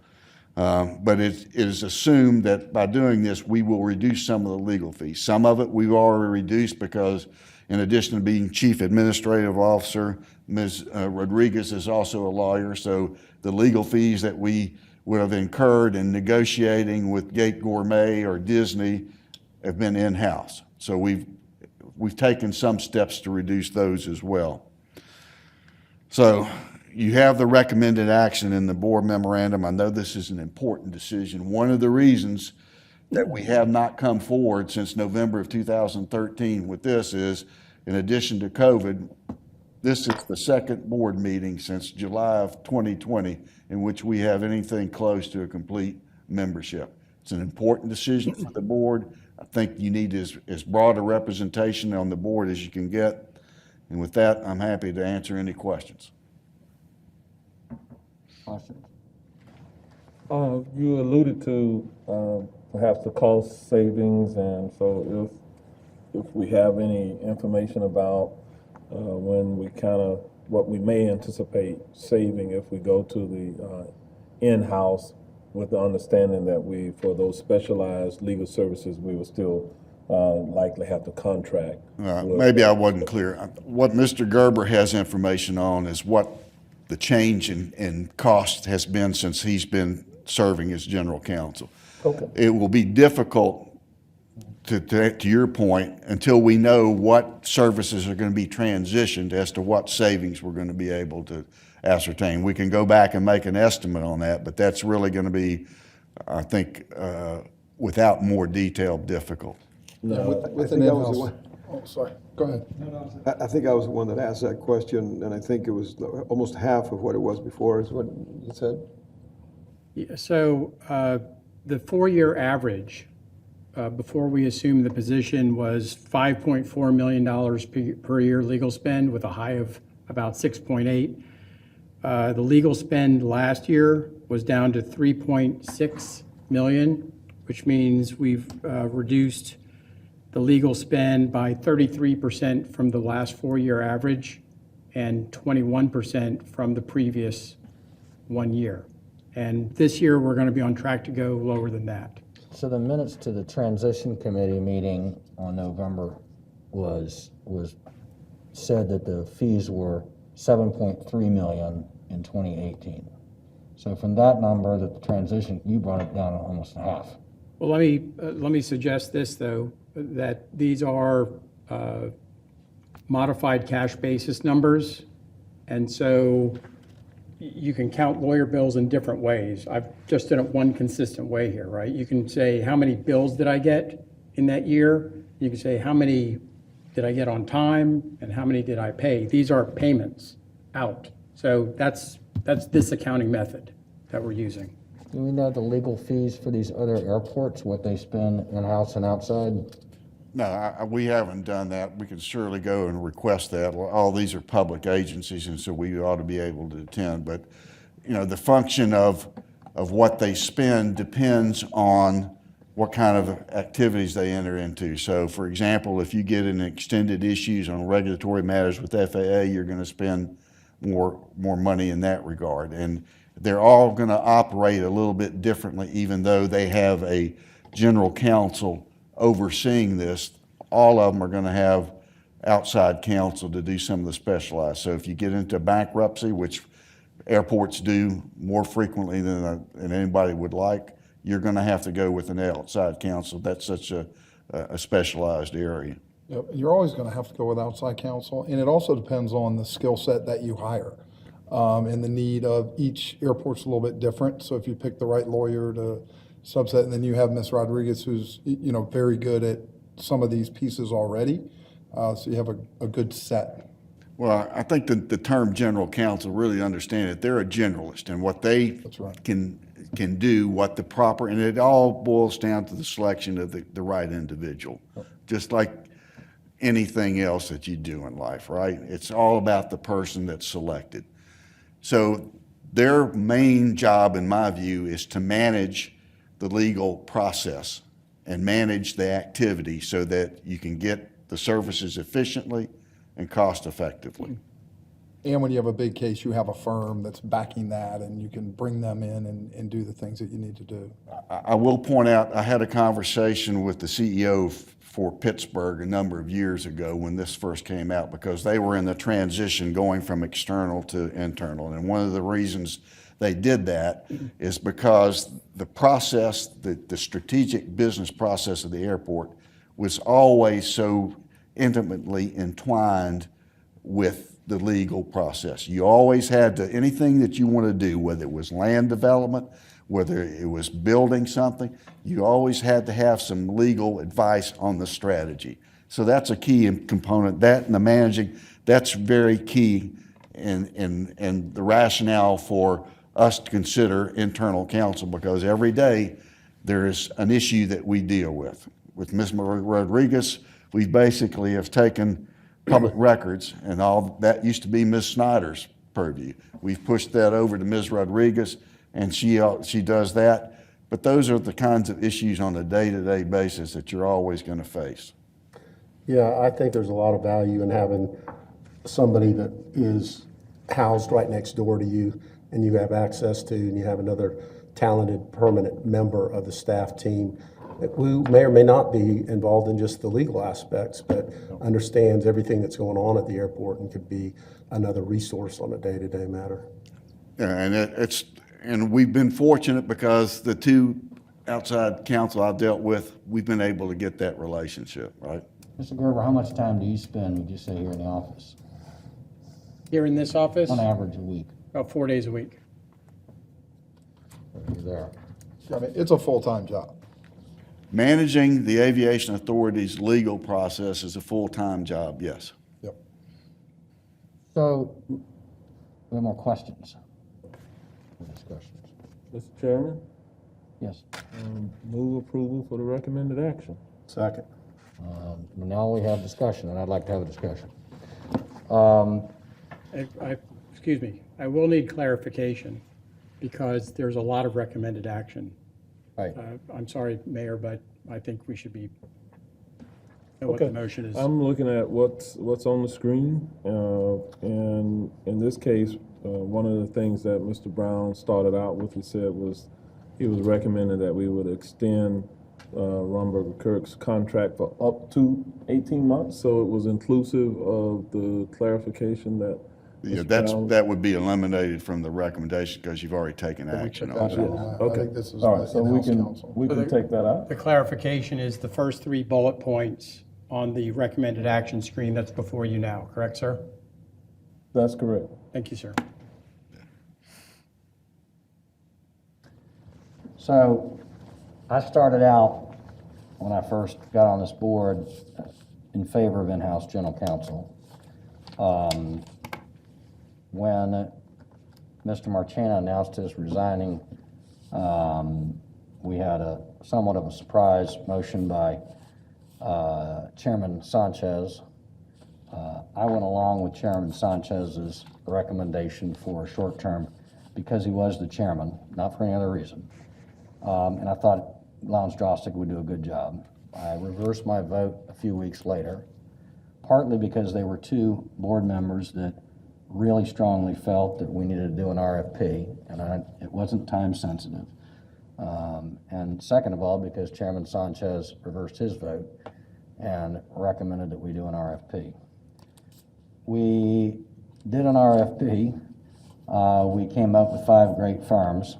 At the beginning of, this is back in November, some of you were on the board, some of you weren't, November 19. And at the end of all the presentations, the first thing I did was turn to Chairman Sanchez and say, you're the chairman, what do you recommend? And by then it was November, and Chairman Sanchez only had a few more months before he was termed out. And he said he was completely ambivalent. Again, my feeling, I first advocated Commissioner Ted Edwards, which essentially would have been an in-house general counsel. He was a sole practitioner. And I remember, in fact, I reviewed the minutes of that meeting. Mayor Demings said that he felt like we needed somebody from a big law firm, somebody with a lot of depth, pointed out how complex the airport is, and that it was a good idea if something had happened, there was always backup with somebody with a large law firm. And I thought about that. Mayor Dyer made essentially the same comment. And I took that to heart. Then we had the transition committee, which I was excited about because I thought there would be a huge analysis. And what I saw was 2 things. One, a statement that we were spending $7 million a year in 2018, which Mr. Gerber has already gotten that number. That was the number that was quoted in the transition committee, and that we could get it down dramatically with in-house counsel. And Rumberger Kirk has already gotten it down by 50%, and when the construction is over, we expect it'll go down a lot more than that. The analysis was basically, here are 9 airports, and we should do what they do. They all have in-house general counsel. And first, I think it's important to look at what airport's doing, but we're the best airport. We want the brightest and best people here. We want the brightest and best that we could possibly get. I don't know why we would limit ourselves, I started thinking, to what they're doing. We never went through how much these other airports were spending on legal fees and how much maybe Philadelphia had saved one with the other. It wasn't an analysis. Second thing is these 9 other airports are all controlled by cities and states. These cities have their own general counsels that are overseeing the airports. The one exception might be the Port Authority of New York. With the Port Authority of New York, which runs JFK, LaGuardia, Newark, and the ports, and some of the trains, some of the bus stations, those are appointed by the governors of each of the 2 states. The governors can veto any vote of any single board member that's his own board member. And Governor Cuomo and the governor of New Jersey pick the chief executive officer, and the governor picks the chairman, and the governors pick the vice chairman. And so, and the governor's office's legal counsels are very involved with these. We don't have, the 2 mayors have their own, I think you've got 20 lawyers with the in-house, the city of Orlando, and I think you've got 20, 25 lawyers in-house at your disposal. The 5 appointees that we have here don't have our own lawyers. We really want the brightest and best we could get. We don't have those resources to lean on.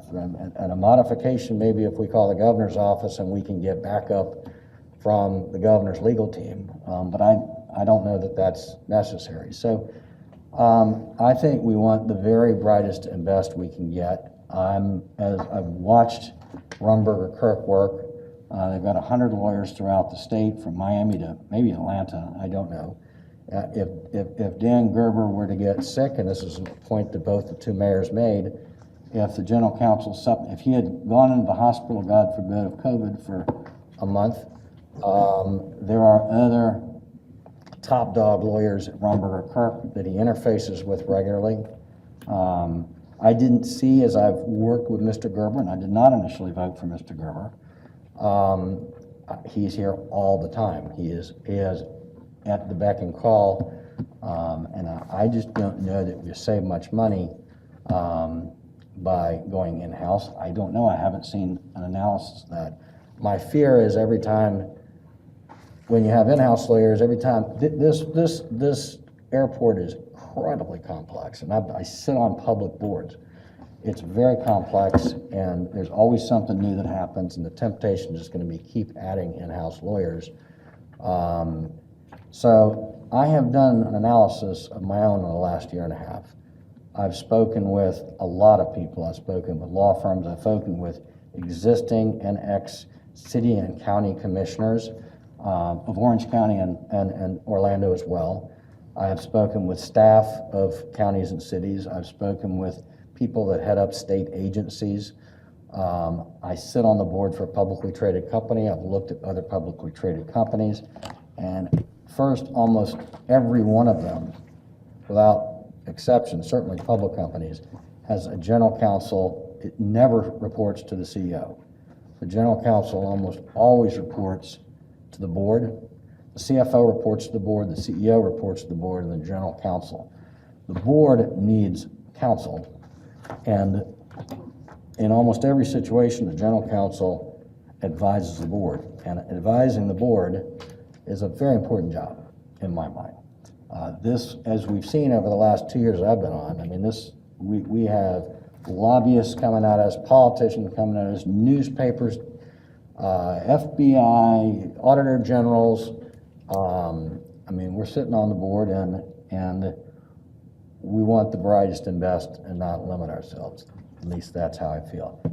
I also feel like if we're going to go in-house, there is a possibility we do something like a lot of people do, where you have an outside general counsel who reports to the board, and then you have, like Ms. Rodriguez, you have some in-house, maybe a lot of in-house. I believe you've got Man Downs as your general counsel is Man Downs of Gray Robinson.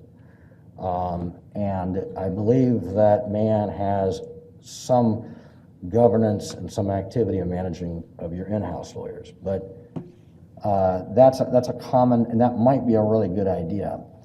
However, given the fact that we're going to be interviewing a new CEO, by this time next year, by maybe the end of this year, we'll have a new CEO in place, and Mr. Brown, working under Mr. Brown for another 6 months to finish off. We don't know who that person is. We don't know how they'll work out. And I think that person should be involved in picking the in-house counsel. So I feel strongly about it, and that's where I feel today. 6-9 months from now, if we have another, we also don't want to go through this process now while we need the help of Rumberger Kirk. So my feeling is that this is something we want to approach 9-10 months from now when we get a new CEO, and we're working with, it's like the movie The Two Popes, maybe.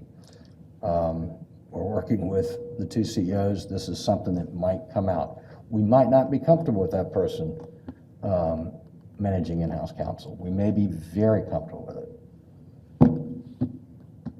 That's my feeling. Yeah, so, when we first met and started talking about in-house counsel, we were in a world that was a little different than today. We were I was pretty,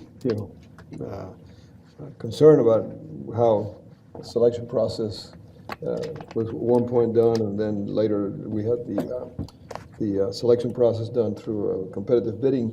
At that point, it was like a box. We didn't know what was inside of it and what was going to happen. Since then, we've opened that box, and we've seen Mr. Gerber do a fabulous job. It's funny because we haven't talked, but I almost have transcended to that thought too, that maybe we ought to put this off for a little bit, see and study it a little more, and then come back to it again. And when I heard Phil say he's leaving in a period of time, I was thinking to myself, well, then we ought to hold this in-house counsel situation back a little bit. Let's worry about finding a CEO and then talk about in-house counsel. That's too, it's two big things to be doing all at once. So what I'm thinking is that maybe we should move to table this for a number of months until we can come back and bring it back up, and maybe have a workshop like we did for the decision that we had a workshop where we studied all the different airports, what they were paying. Because again, I think that to pay a low salary on an in-house counsel would be tough, because then all you're going to get is, I hate to say it, like a bureaucrat that's going to work in there as opposed to a top-notch lawyer.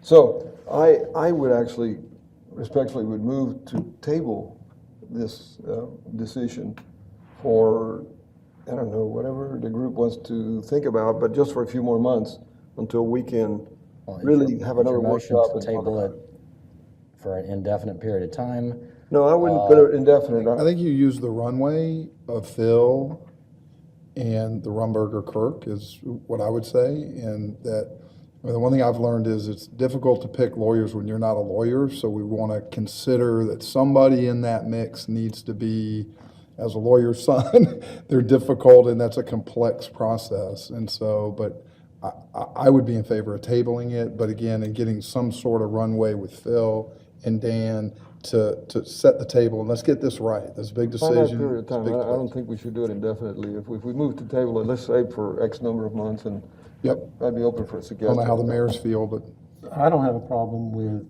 postponing the decision. I feel pretty strongly we ought to go the in-house route for some of the reasons I've already stated, having somebody that's there on a day-to-day basis with Phil and the entire team and the things that they bring. And most of the public entities evolve. You start out and you have outside counsel because you can't really afford that inside counsel to be there full-time, and you just farm out the work that you want done in that fashion.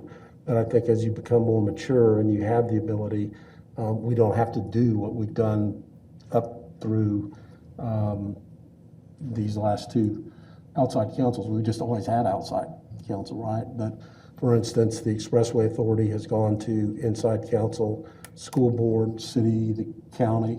So I think that's quite honestly a better model, but I don't have a problem if Mayor Demings doesn't, with holding off on that decision, see where we're going with Phil and how that's all gonna. Why has the work city of out. Orlando had Mayanne Downs at Gray Robinson all this time? She started as a full-time, but she is part-time. She is the general counsel. She is the general counsel, but she has substantial counsel that has been there for 20 years that really runs the day-to-day operation. So she functions, I would say, more as counsel to the mayor than day-to-day operation of the law firm. And my sister's one of those attorneys that have been there for a very long time, so. And is the one running the show. So the motion, I mean, again, what I said is if I feel like we need to have the new CEO on board before we decide how it works, but I'm open to it. So what's the timing of your motion, Mr. Martinez? Well, I think we can always revisit it in the next number of months, see how the selection of the CEO is coming along and all that. But I do think we ought to have a time period before we come back and talk about it again. How about 12 months, since we're running at 18 months? How about 12 months, All right, since we're running at 18? If that's Phil, does a- that make sense, or? 12 months in terms of postponing the decision on Yeah, general well, counsel? it's up to the chairman, but we have a conversation or put the group together that Yeah, makes sense? It's ultimately what you all think. I mean, Right. you can work it in 12 months. I guess I'm just trying to understand how you're going to deal with this, because you got a motion and a second that you have to act on. So And I one think you're action gonna- is a table of the motion. But I think, I think you got a parliamentarian over there. yeah, motion to table would be voted on, and if that's the case, then the existing motion is governed by the motion to table, correct? That's correct. Yeah, so But you right don't have a- now, But the you don't have a motion, second. the motion, right, so I would Table move, for 12 months. I hadn't put a month period, but I'll move that we postpone it up to 12 months. That leaves the board the opportunity if we want to bring it back before 12 months, but up to 12 months. We have a second. is the board collectively against the in-house, or we're just all mixed? So we need a little more time to study it? Is that really what everybody's saying? I'm not. I'm generally I against it. actually do think that the in-house model works best for government and quasi-governmental entities, and I don't know that I would agree that if you get an in-house counsel, you're getting someone less competent than if you got a counsel that was outside of the organization, because I can tell you, I've worked with both, and I have some of the brightest lawyers that work for me as the CEO of Orange County government, dealing with complex issues on a day-to-day basis, and I can tell you that it doesn't necessarily mean that if you go with outside counsel, you're going to get a more competent legal advice. I also believe, I think also because in terms of the recommendation here, you're kind of getting both, because what you're doing is to try to stabilize costs associated with those day-to-day legal opinions that you need to manage effectively. What I'm recommending is that, whether it's Mr. Brown or the future CEO, that they have someone internal to help stabilize those day-to-day legal decisions that occur.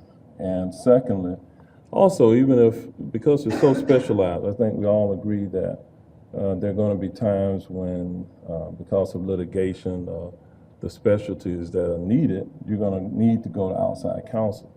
I really believe that you need a lawyer inside to assist the CEO in managing the negotiations for those contracts and the daily activities, the billing, and everything else that occurs.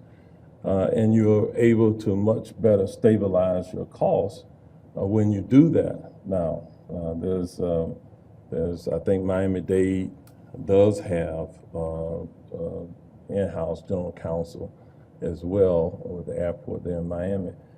And when you look at many of the other quasi governmental bodies, that's the standard model, and it's that way for a reason.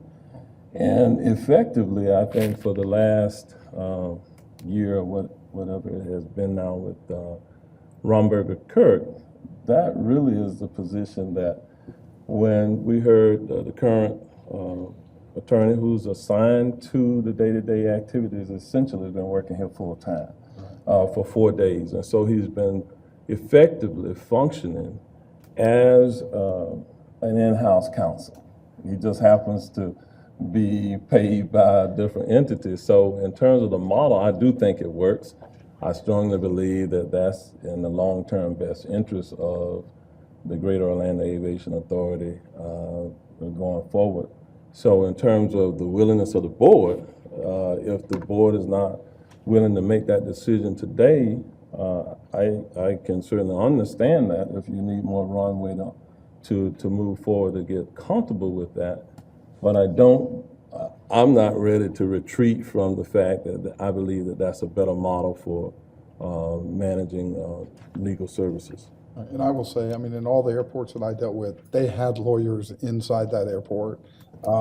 We at Bags ended up getting a general counsel inside Bags. Now, we certainly dealt with a lot of law firms, but, you know, that was very effective for me as a CEO. I'm not as smart as Phil, but it was, you know, that. You're on the board and I'm standing here. That was an effective. I'm not speaking against in-house lawyers at all. Right. My feeling is I don't want to be limited for the general counsel which reports to the board, and whether the person is with a big law firm or not. We have somebody with a big law firm. There's a lot of advantages to that general counsel. And a hybrid similar to what City of Orlando's had, where you have an outside general counsel who's with Gray Robinson, who's a big law firm, who advises the mayor and helps organize and delegate the outside and in-house counsel. But I don't think now is the time to start hiring in-house counsel if we're doing that, because we're in a transition of CEOs. And I think the next CEO should have, and we should know the next CEO should have a big piece of that decision-making. And that's why I think the idea of tabling it for a year or less, if somebody brings up a motion earlier, makes sense. It is working right now. Mr. Gerber and Rumberg Kirk are doing, I think, a good job. Yeah. We're getting ready to go through a really busy, we've got all the COVID stuff to finish, we've got the South Terminal to finish, we've got a lot of stuff going on, and now we've got to go through a transition of the CEO. I just don't know if we need to get into, trying to bring in, when we've got a new CEO coming sometime within the next year. Well, maybe we should offer Mr. Gerber the job then. I'll second that. To be the in-house counsel.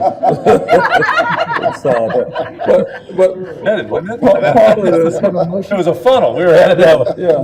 Do we have a motion to table? Are you motioning? Well, let's have a little bit further before we do discussion. that, there's one other thing here, because part of what you're arguing, Mr. Chair, is the structure of it, whether the in-house counsel reports to the CEO or whether the in-house counsel reports to the board.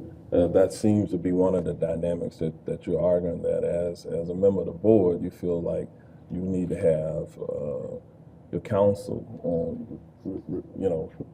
you're without counsel. I would argue that even if the in-house counsel reported to the CEO, you do have counsel, because that person is not going to give you legal advice that's contrary to the best, shouldn't be giving you legal advice contrary to the best interest of the authority, the aviation authority. Who does the general counsel in this Orange County report to? The general counsel is Jeffrey Newton, and as a CEO of Orange County, he reports to me. He's Who hires appointed. and fires him? He does. I serve in a dual role, both as the CEO and the chair of the board, and the general counsel does also advise the board of county commission, but he's appointed by the mayor. And I Confirmation by the board. So he reports to You you? pick yours, right? Yeah, they report directly to me, and actually in the city of Orlando, every single one of the lawyers is an appointed official that's appointed by the mayor. And at Florida State, our general counsel works directly with President Thrasher, but, advises the board. Right. I think she's hired by Thrasher. I'll have to verify that. But again, she's very good at interacting between the board and I the haven't president. seen very many organizations, the general counsel didn't report to the board. Only the board. It works on a day-to-day basis with the CEO, but I've not seen. You know, definitely the mayors have more experience with this stuff than I do. I look at it from, you know, insurance companies, general counsel that I deal with and things like that, and so that may be a little different than an administrative board. But we have a little bit of a taste of what a general counsel could look like in the attorney that you have working right now with you, right? Yeah, I mean, we have, Ms. Rodriguez does. Ms. legal Rodriguez work. is a little bit of a taste of general counsel already, because she's doing, I mean, she's there with Phil, and she's a lawyer, and she was in the business. So we have a little bit of a taste of it, and so we may want to, you know, explore how that's working out and all that. But my thinking is that perhaps today is just not the right day to make that final decision, and I want to just put it back a little bit, and that's my thinking. Although if people are comfortable, there is some benefit that if, rather than lay it at the feet of any new CEO, that we have Phil as part of the process for the next 18 months and is here to help guide that. He knows his I place just pretty get well. extended 18 months. You know, Craig talked about it, his sister, you know. I work with her too. Need to go back to the seat. Good lawyer. Oh, yeah, good Losing. lawyer. So, because I made the motion, I'll go ahead and repeat it. I would move that we table it for up to 12 months to make the decision to bring in general counsel, and that perhaps in interim, we do a workshop just to let all the board members know a little more about what the concept is and educate everyone a little bit more. Is there a second? I'll second that. Okay, and all those in favor signify by saying aye. Aye. All opposed? I'm gonna vote no. The ayes have it. So we got 4-2? What's that? 4-2? Yes. Okay. Hopefully we come up with something in the next month that is Yeah, unanimous, so, everybody's happy with. Between the two, y'all come up with some thoughts of what you could do as far as maybe scheduling another workshop or something, but I just think that the world is different than it was when we were talking about in-house counsel. There are a lot of things that happened in the board that I was, you know, concerned. The world's a little different today.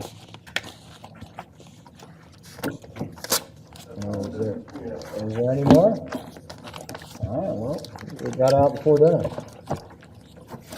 I don't know if that's a, Meeting is adjourned. I don't know if that's an achievement. And by the way, I recommend, particularly you two board members here, I've learned to kind of block out from, we get meetings that are over in 45 minutes, 30 minutes, it happens. But I kind of block out usually till 5 or 5:30, just in case. And, sometimes if it ends early, it gets me some time to spend with Phil Brown or somebody else. To the extent that you guys can predict the schedule better, it's also nice to let us all know that you think this is gonna be a long one. Adjourned? Adjourned? I didn't say that out loud, but I didn't. Adjourned. Takes politics out. All right.